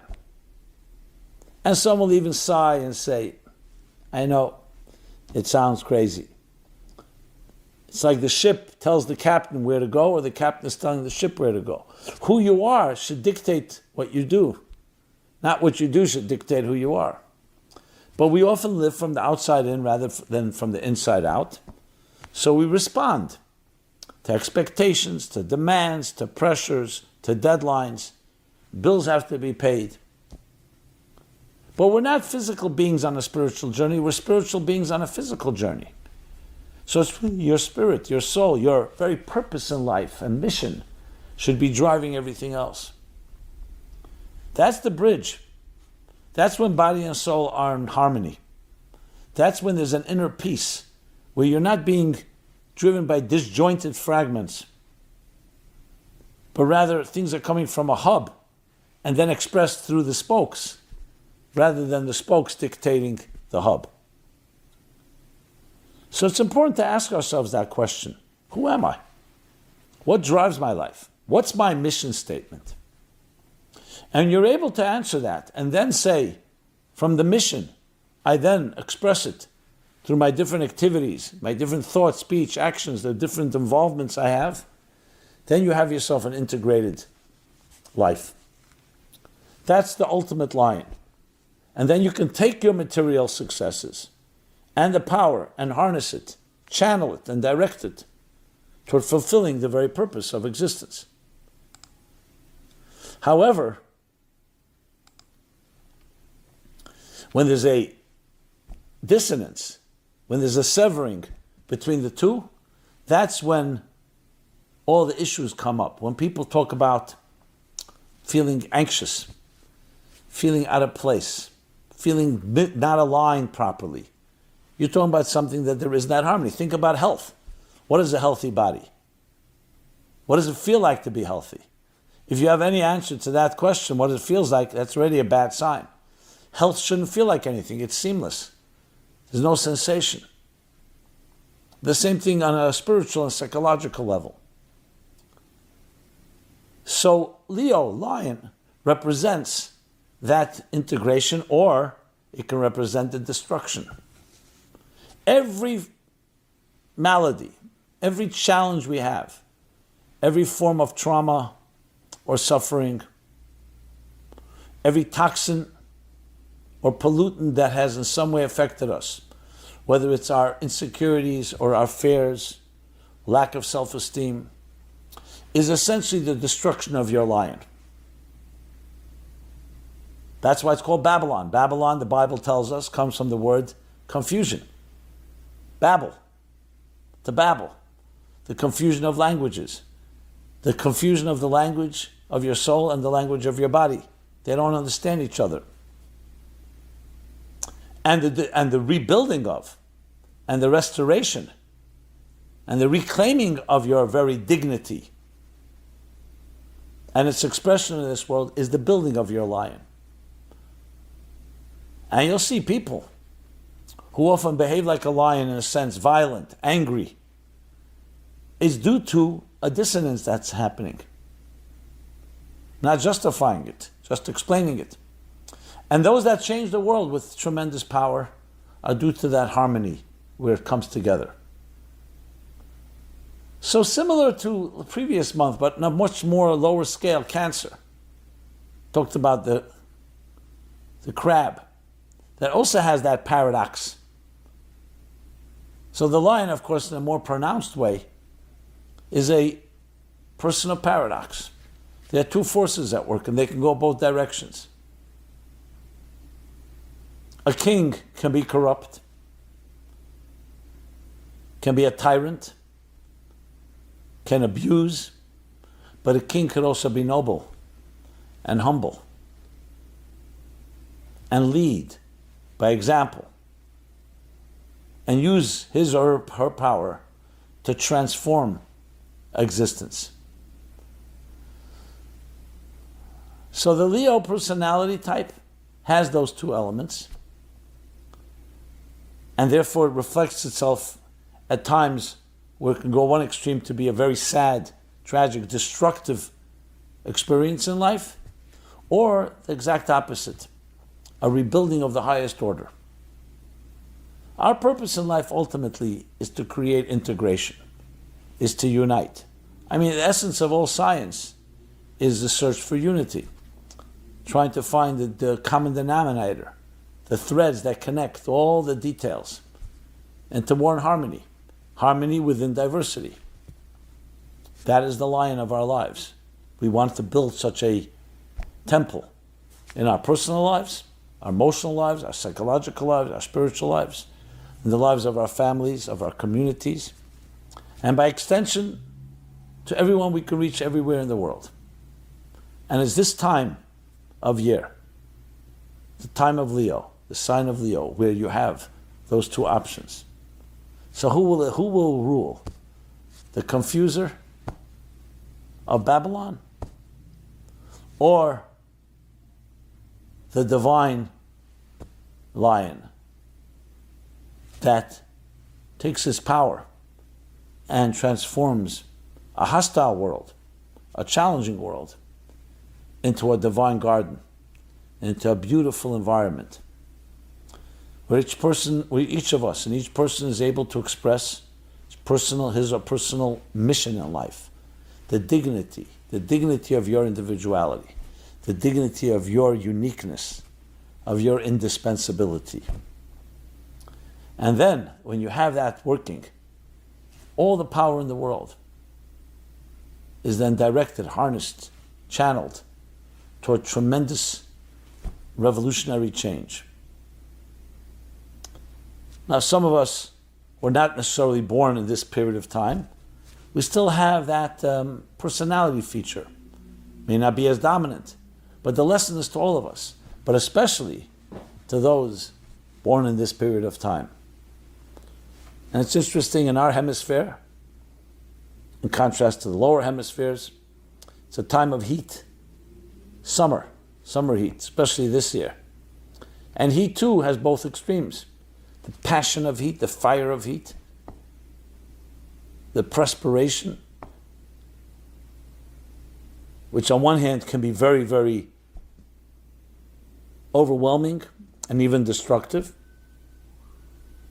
Or say heat also brings passion in a positive way, to transform things. Those that have that fire, the zeal, that burning power, that burning sense of urgency. So, as in all things, the paradox can go both directions.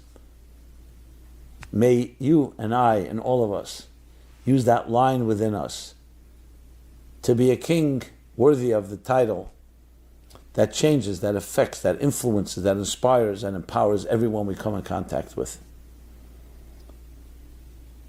And if we do indeed see somewhere where this may be misused or abused, we do what you can to inspire, always in a positive way, to redirect and rechannel that lion energy into something that really creates true and lasting change. So I hope I've done some justice to a obviously profound and comprehensive topic. This has been Simon Jacobson talking about what the stars say about you, covering Leo. So let's move to Cancer. First of all, the first reaction when people hear the word cancer, especially today, is a very negative one. We all know what cancer is. The tragic, the horrendous illness that strikes people, unfortunately. May everyone be protected. And drives fear into our very heart, just the word itself. So it's interesting that is associated with it. Why is cancer called cancer? I'm talking about the disease, the illness, is because when it was first named, it resembled, the spread of cancer resembled a crab. Cancer is crab. The way it spread its legs and so on, it was similar to the way you saw cancer within the human body. But regardless, when you think of it that way, you realize there's probably much more going on here. And what exactly is the symbolism and the meaning of a crab? Cancer, crab. In Hebrew, the word for the zodiac, for this sign, for this month, is sartan, which also is used in both contexts, both the animal and the illness. So let's talk about this. What's interesting is also in this hemisphere, in the upper hemisphere, meaning places like the United States and Europe and so on, it's also the beginning of the summer months. As a matter of fact, summer months are sometimes considered all into this category of this Hebrew month Tammuz, the next 3 months, which are more or less the summer. Now, summer is an interesting paradox as well, and we'll be talking about the paradoxes of life, because that's really what a crab represents, what cancer represents.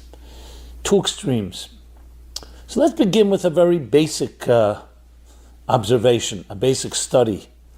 You know, a crab goes into the category of the animals that are crustaceans, which means that they have a exoskeleton, not a skeleton within, a skeleton that covers them up. And depending, a younger crab, it could be 6 times a year, later 2-3 times a year, or once a year, that it will go into that molting period where the crab is growing, but the shell is not. So what happens is the crab will slowly crack open the outer shell as a new shell develops and will crawl out in every possible way. Its limbs, its eyes, everything will emerge from the old shell, and the crab will now have a new shell, and the crab will go through this process several times in its lifetime. Quite a few times, actually. So what is the interesting twist here? As the lesson in life, this has been pointed out by many, that it teaches us about pressure in life, stress. Most of us, when we have stress, the first thing we do is we take a painkiller. Or we take some other way to numb it, to ignore it. Now, if a crab took a painkiller, it would never shed its skin and it would die.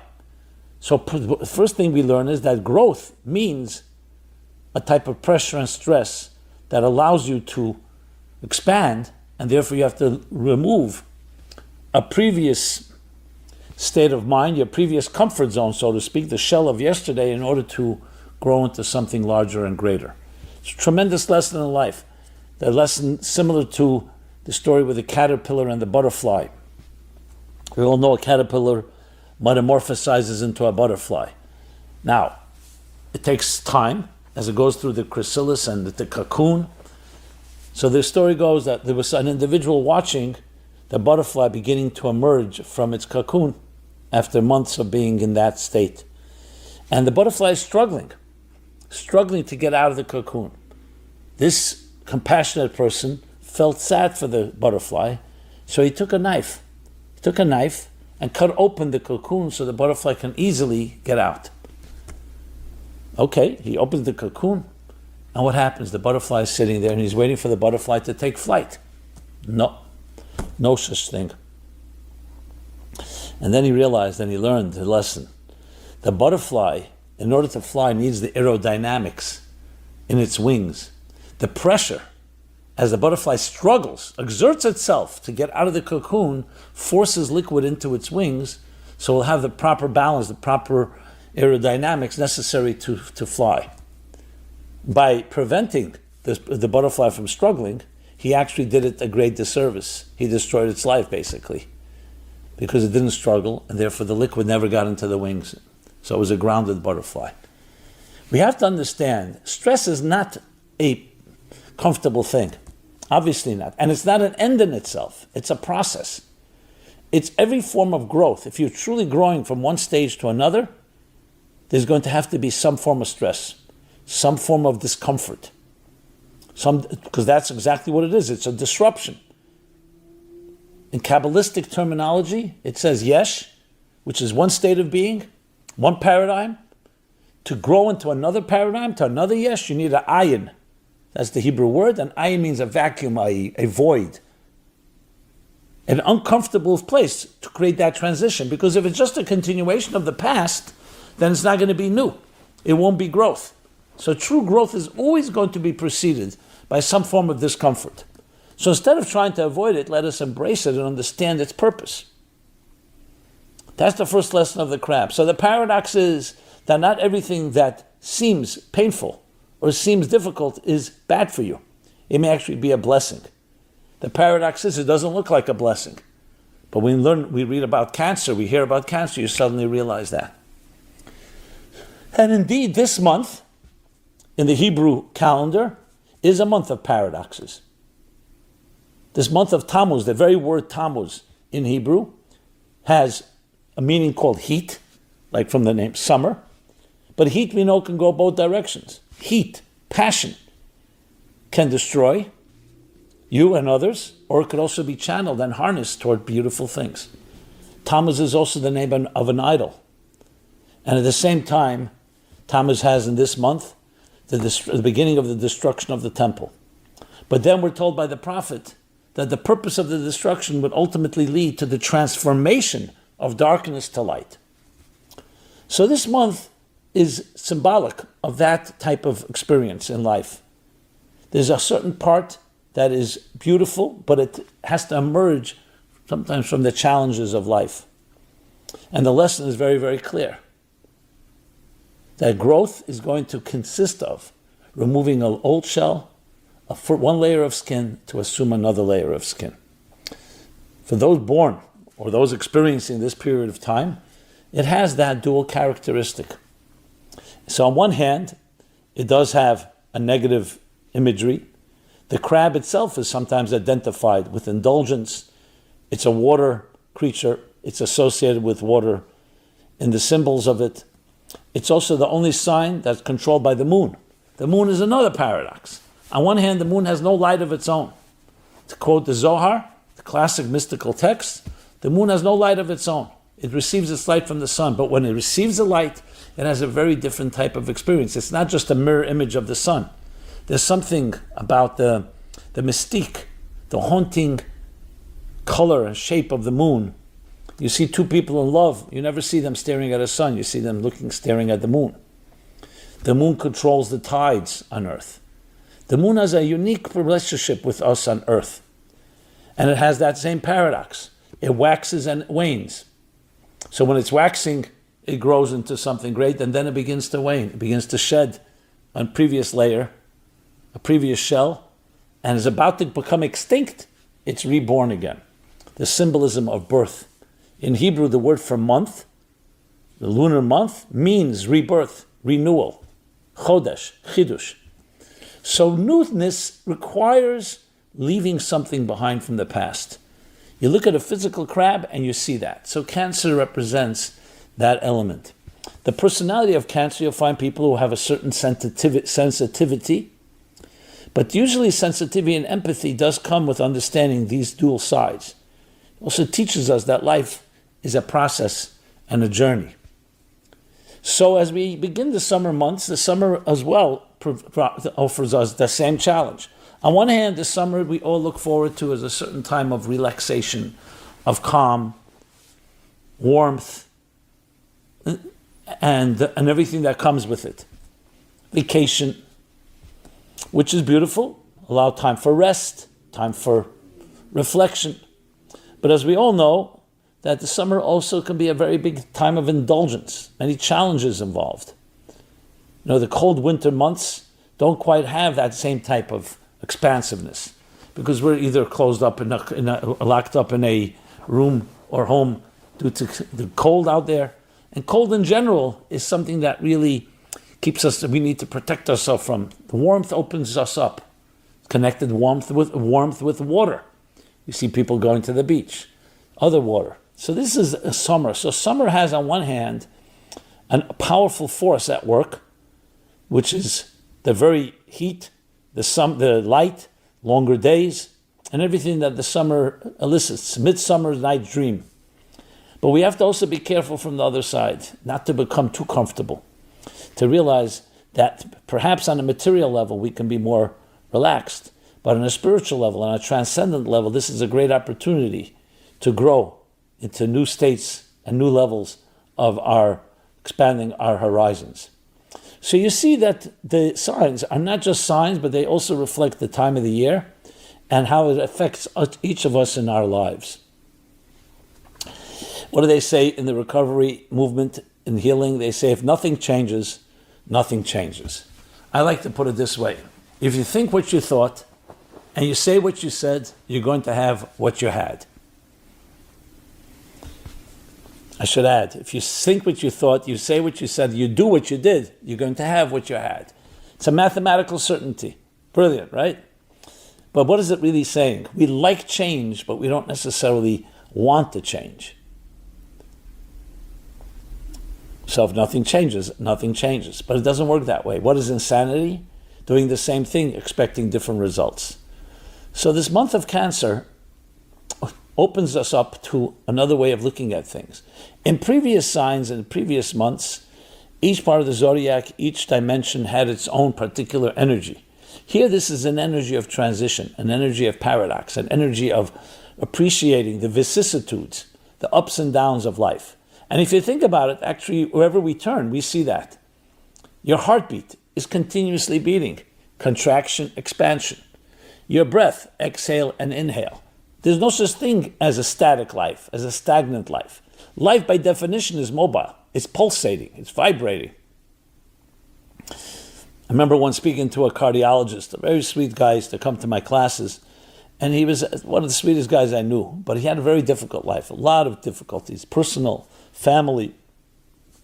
He was a cardiologist. So one day he asked me, he says to me, out of exasperation, he says, perhaps you can just intervene up there, and I'd like to have a day of peace, a life of peace, just calm relaxation. So he was an intelligent guy. He liked a good joke as well. So I said, do you mean, doctor, like a flat line? He said, no, not that peaceful. Because a cardiogram is not a flat line. That's not what you want to see. You want to see a perfect wave. Yes, a peak, a valley, but all very measured and very commensurate to each other, proportionate. You don't want to have extreme peaks, which is extreme anxiety, or extreme valleys, which is extreme resignation. You want to have the proper balance between angst and integration, between some measure of restlessness, yes, in order to grow a new shell, in order to become a greater person. And that's what growth is all about. That's how it grows. Right now, you probably don't even aware of it. You're not aware of it. You probably took between 15 I say probably, for sure, between 15 and 18 breaths, exhaling and inhaling the last minute. Who even thinks about it?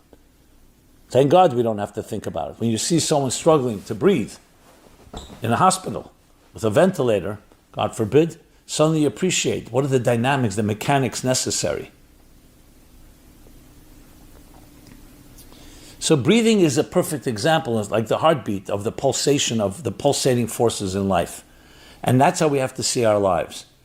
The thing is, in our world, interestingly, with all technology and all its growth and its acceleration, we are slowly becoming more like couch potatoes. I could sit at my desk, lie in my bed, in my couch, and just press buttons. Press buttons, channel changers, or to order something. And that's creating a situation, ironically, where all of technology is based on these pulsating energies, that we become couch potatoes, meaning moving about less and less. I understand we're told to exercise, so we go out to exercise. But the natural human being is a living, mobile entity. It's constantly on the move. And movement means that there's going to be changes, and changes means there are going to be moments of discomfort. Now, of course, we pray and hope that it should be minimal. It shouldn't be anxiety-ridden. It shouldn't be extreme. But we must have that angst. We must have the angst of the cancer. We must have it. And that's what is a result of our growth and allows us to grow further.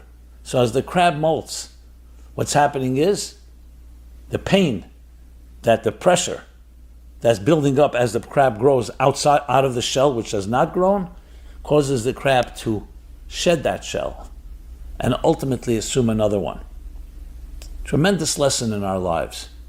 I know some of you may ask the question, seeing me, look at me, I look pretty Jewish, right? What about the fact that crab is a non-kosher animal? Yeah, but it's still God's creation. And as God's creation has many lessons for us. You know, there's a very fascinating story how King David, who always praised God's world and saw the beauty in every aspect of detail of design of the world, once said to God, I understand all the different creatures and animals, but what about the spider? He couldn't find a purpose for the spider. Well, as fate would have it, he was being pursued by King Saul, the Bible tells us, and he had nowhere to run. The only place was a cave. He ran into the cave, but there he was stuck, because if they would come in there, he had no place to escape. And God sent a spider to weave a web across the mouth of the cave. Of course, if a spider weaved a web, it's a pretty good sign that nobody has entered there for a while. So they passed on, the soldiers just moved on, and he realized how this spider has saved his life. Everything in existence has a tremendous lesson for us. And that's exactly why it's created. Some things are meant to be eaten, some things are not meant to be eaten. Just like there are many things. There are poisonous mushrooms, there are many different foods or other items that we can learn from it. That doesn't mean we have to consume it. And that indeed is also another paradox of the crab. It may be non-kosher, it is non-kosher. But at the same time, like I said before about the month of Tammuz, that may not be a non-kosher animal, but it teaches us tremendous lessons about life. And sometimes the deepest lessons come from the darkest places. There's an expression in the Talmud that says to cut down a tree, you need the wood of the tree to cut down the tree. An axe, the handle of the axe is made from the wood of the tree. That's ultimate transformation. So in many ways, when we have setbacks and negative experiences in life, it's not just that we should grow from it and embrace it because it's a process of growth. It's also transforming even the setback into part of the process. It's one spinning wheel life, one long narrative with many different frames. And look at your life that way, and things change. We get often caught up right now, I'm comfortable, I'm uncomfortable, the moment, instant gratification. We like to press a button. But remember, life is a process, and an emerging one at that. A process means that things are on the move. When you see it that way, even when something may appear as a setback or is a setback, pain, loss, suddenly you feel restless. Nobody likes it. That's exactly why it's so powerful. We like our comfort zones. But as in the process of growth, in the name of growth, we grow through those comfort zones. So, tremendous lesson in life. I hope I did some justice to it. I'm sure more to say, much more to say. May we all grow in our lives, grow to the greatest heights, but always know that the greater the growth, the more the frustration, the more the vacuum, the more the even disorientation that will precede it. That's how it is. If you ever wrote a paper or anything that you ever presented, there's always going to be that awkward state, that confused state, because you're moving from one paradigm to the next. May those paradigms continue to come our way.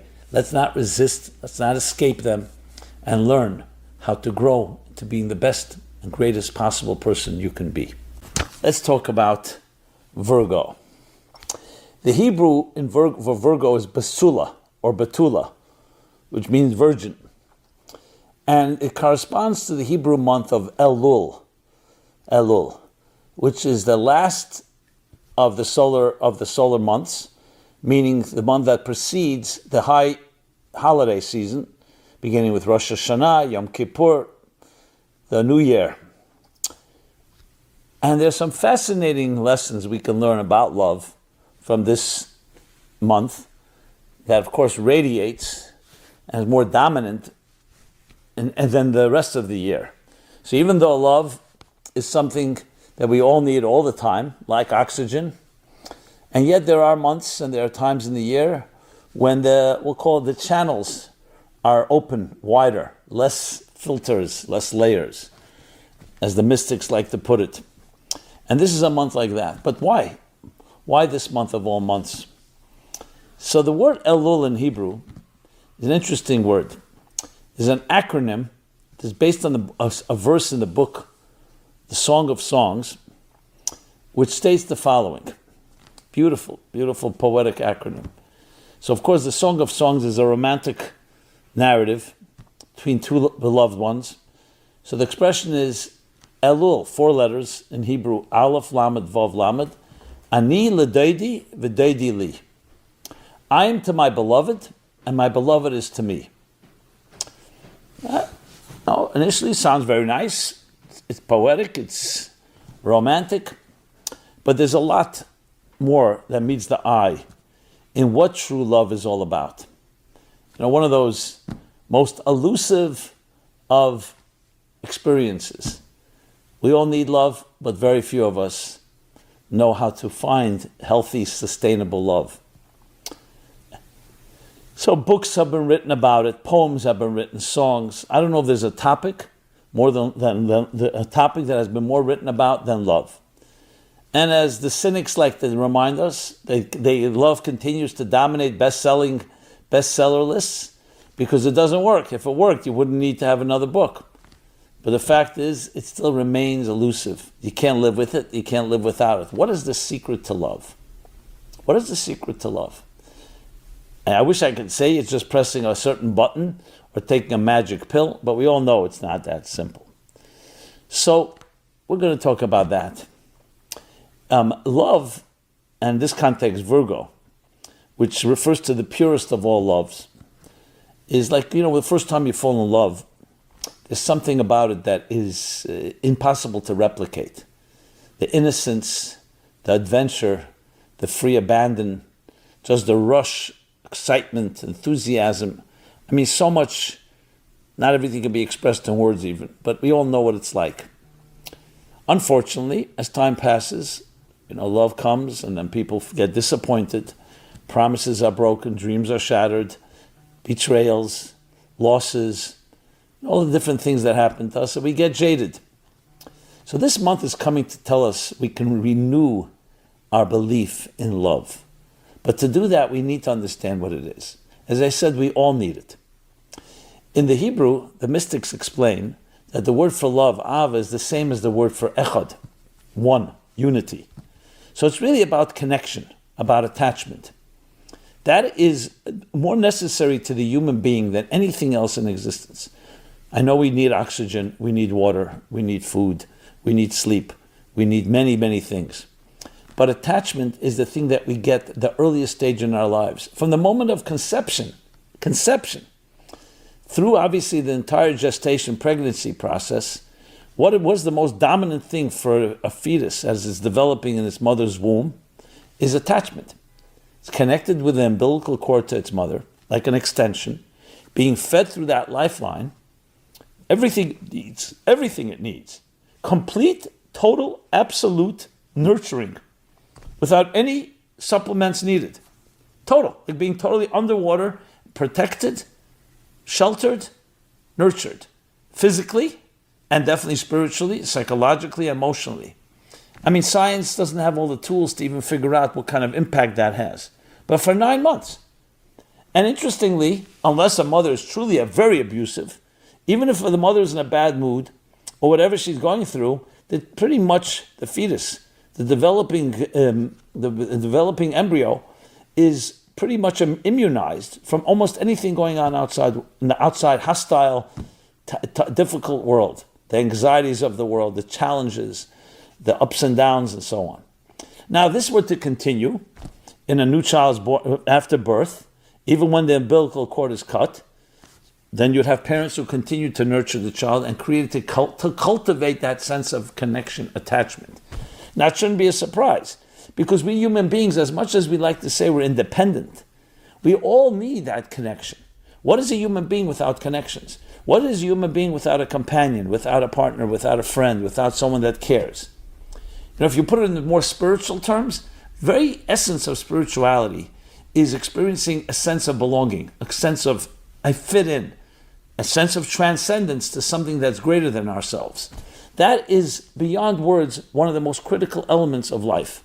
So love really comes down to is more than just a sexuality, the pleasures of love, the companionship of love. It comes down to a deep need and a deep experience of a higher sense of unity, a seamlessness, you can say. It's like when you stand before something that really is beautiful and it captivates you, mesmerizes you. What you're experiencing is a oneness. Subject and object melt into one.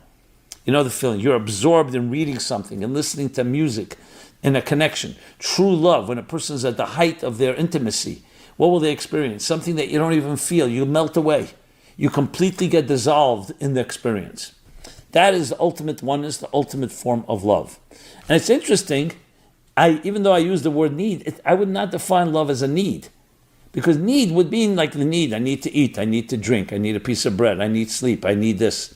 It's much more than need. It's a transcendent experience, meaning actually it's something going beyond your needs. True love is you experience something greater than yourself. And hence the expression about this month of Virgo, the idea of I am to my beloved and my beloved to me. First thing that jumps out at you is there are two entities. And there's reciprocity. It's not one person is doing the work and the other person is responding. It's call and response, cause and effect, action and reaction. In the words of another beautiful verse in the book of Proverbs, just as a face is reflected in water, one heart is reflected in another. Again, the reciprocity of things. Very often love gets caught in the trap of all our negotiations in life, which is give and take. You give me this, I'll give you something in return.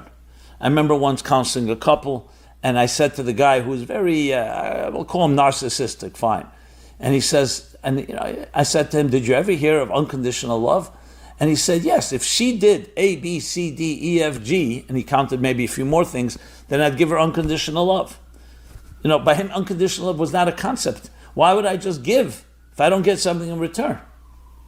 Now, we all understand there's an element of give and take and so on, but it's not based on that. It's not based on my needs being met. That's an extension of the connection that's there. In other words, the reciprocity is not about, okay, you do this, then I'll do that. True people who truly love each other don't wait for the other person to initiate.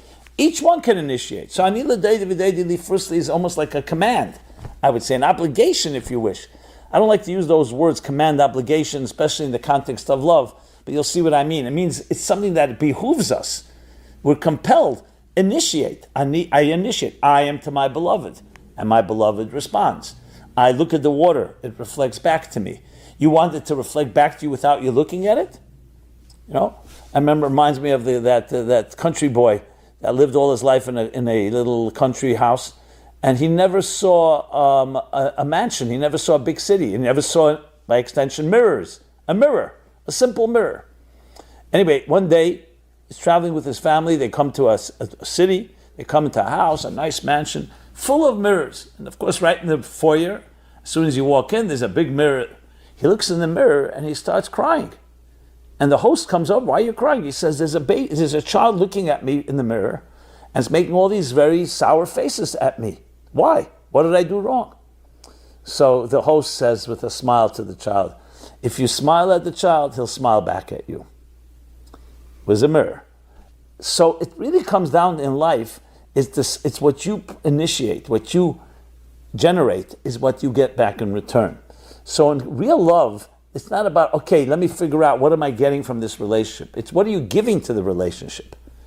That's the true meaning of love, which also introduces a concept I mentioned a number of times. The concept, it's just hard to find the English word for it, but it's bittul, B-I-T-T-U-L. It's not about you. It's about suspending yourself in face of something greater than yourself. And then you become far greater than you are. That's the interesting paradox. So the same idea is here, that love is about getting out of yourself, you know. It's not about, I'm trying to remember the exact story. There was this person who told me they were married for a long time and then started falling apart. It was fell apart in their bedroom. Their sexuality was very beautiful, sex life they had for many years, but then it became very much experimenting and he didn't feel his needs were being met. It started creating all these bedroom politics and just everything became so tense. They ended up divorcing, unfortunately. Two beautiful people, I must say. But what happened? I remember when I was speaking about it individually, and what happened, love turned into something more about my pleasure, which is great. Love should be very pleasurable. Absolutely, we all agree. But it became my pleasure was the most important thing. When in truth is the focus should be her pleasure or his pleasure instead of me. I am to my beloved. I am here to you. I initiate. I turn to you. I'd like to know what you like. And then you always get something in return. It's like watering a flower. You don't try to pull the flower out of the ground. Give me what I need. Water the flower and the flower will blossom. The flower will do what it has to do. But we live in a world of acquisitions. We live in a world of commodities. We live in a world of I press a button, I want it now. Respect for the process. Understanding that things emerge. They don't always just come when you want them to come. Things emerge and it's a process. It's something that, with all our industrialization of things, our commercialization, our technologies have created a situation almost like an illusion. Technology is good. You press a button, you can get an order from Amazon within a half hour. Or you get information immediately, instantaneously. But when it comes to the true matters of life, the eternal values of life, we'll call them, things like soul, love, truth, transcendence, happiness, these are things there are no buttons to press, and there's a process and there's an emergence. And that is the story of Virgo, the story of emergence, respecting that. And a flower is an excellent example. Flowers, we know, are symbols of Virgo, symbols of Psula, of a virgin, because of their purity. And their petals open, their petals closed, they have that mystique to them. And it's all about something that you cannot force. It's something you have to allow to emerge. So we are living in a time of crisis, let's be honest. A crisis of love, a crisis of intimacy. You see it all over. You see it in marriages, you see it outside of marriages. You see it in the level of commitment. You see the impact. Many people see commitment as a dirty word. There are people who tell me, I want a relationship without commitment. Yeah, commitment for the moment. And I ask myself, 1 second, it's like saying, I want my flowers to blossom, but I don't want to water them. I mean, what does that mean? So it's like a distortion where we think we could press those buttons because love became another commodity. It became an exercise. It became, I would say, technique. Sexuality is about technique. It's about a verb. What are we going to do? When the truth is that sexuality, love, is about a noun. It's a state of being. For women, the feminine version of it is always more of a state of being. For men, it is an action. But we need to learn, we need to master. I don't want to say the word master. That's not a good word because we never master love. But we need to master the vulnerability, the surrender to allowing something greater to enter into our lives. And that is the story of this month. The story of I am to my beloved, and my beloved is to me. A reciprocal relationship, not dependent on reciprocity, but natural reciprocal, like the face reflected, excuse me, in the water. Love. I look at the innocence and the simplicity of love in children's lives. And then you compare it, you juxtapose it to what's going on in the larger world. The distortion. It's so painful to see, because one of the most beautiful things, that freshly fallen snow, that Virgo experience of pure, innocent love, that was without all the jaded, without the politics, without all the complexity, complexities and neurosis, without the neurosis, that simple love. Now, as adults, obviously we can't just go back to that place, but Elul gives us little taste as before we enter a new year. And a new year, as the mystics explain it, is a new energy. A new energy enters into our beings, into our psyches, into existence itself on the cosmic level. So what better way to enter into a new year is by reclaiming, revisiting our Virgo, our love. And sometimes that comes after we've been hurt. Yes, interestingly, because sometimes we take for granted the loves we have, things when there's a betrayal, a violation, in some way something has been ruptured, and then we dig deeper, we often can find something we don't find initially. So all that is included in this Virgo, month of Virgo. So those born in this period of time, keep in mind that you have that, I guess, more dominant gene, if you wish, predisposition to this purity. But all of us go through this month as well, so it's really a message and lesson for all of us. And it's about finding that element of connection, that attachment, that is so nurturing to yourself and also to the other. And it ultimately comes down to is two becoming one. That's really what it is. But two becoming one. It's not about dominance or about passivity. It's not about control. It's not about an uneven relationship. It's about an honest, reciprocal circle. Two halves of one circle. Two halves of one whole. That's what the story is. I am to my beloved is to me. And when you have that, it's literally like going underwater. When you're underwater, what do you feel? You feel like you dissolve in the water. You don't feel like there's two entities. Obviously, we don't live underwater, but conceptually, psychologically, how would it feel like if you knew that you're always embraced, an internal hug, an internal embrace that accepts you unconditionally? That no matter who you are and what you're doing, no matter whether you've accomplished, whether you're in a good mood or a bad mood, you're looking good that day or not looking that great, whether you're more productive, less productive, anything, all these externals don't matter. You're just embraced unconditionally. That is the month of Virgo. That's what Elul is. And when you have that, in a way you can begin with a new slate, clean. This doesn't mean we ignore the past and we forget about the future. It means that we can dig deeper and find a place that no matter what has happened, no matter what wounds or scars we've endured, what battle injuries we may have experienced, we have a deeper place that's called love.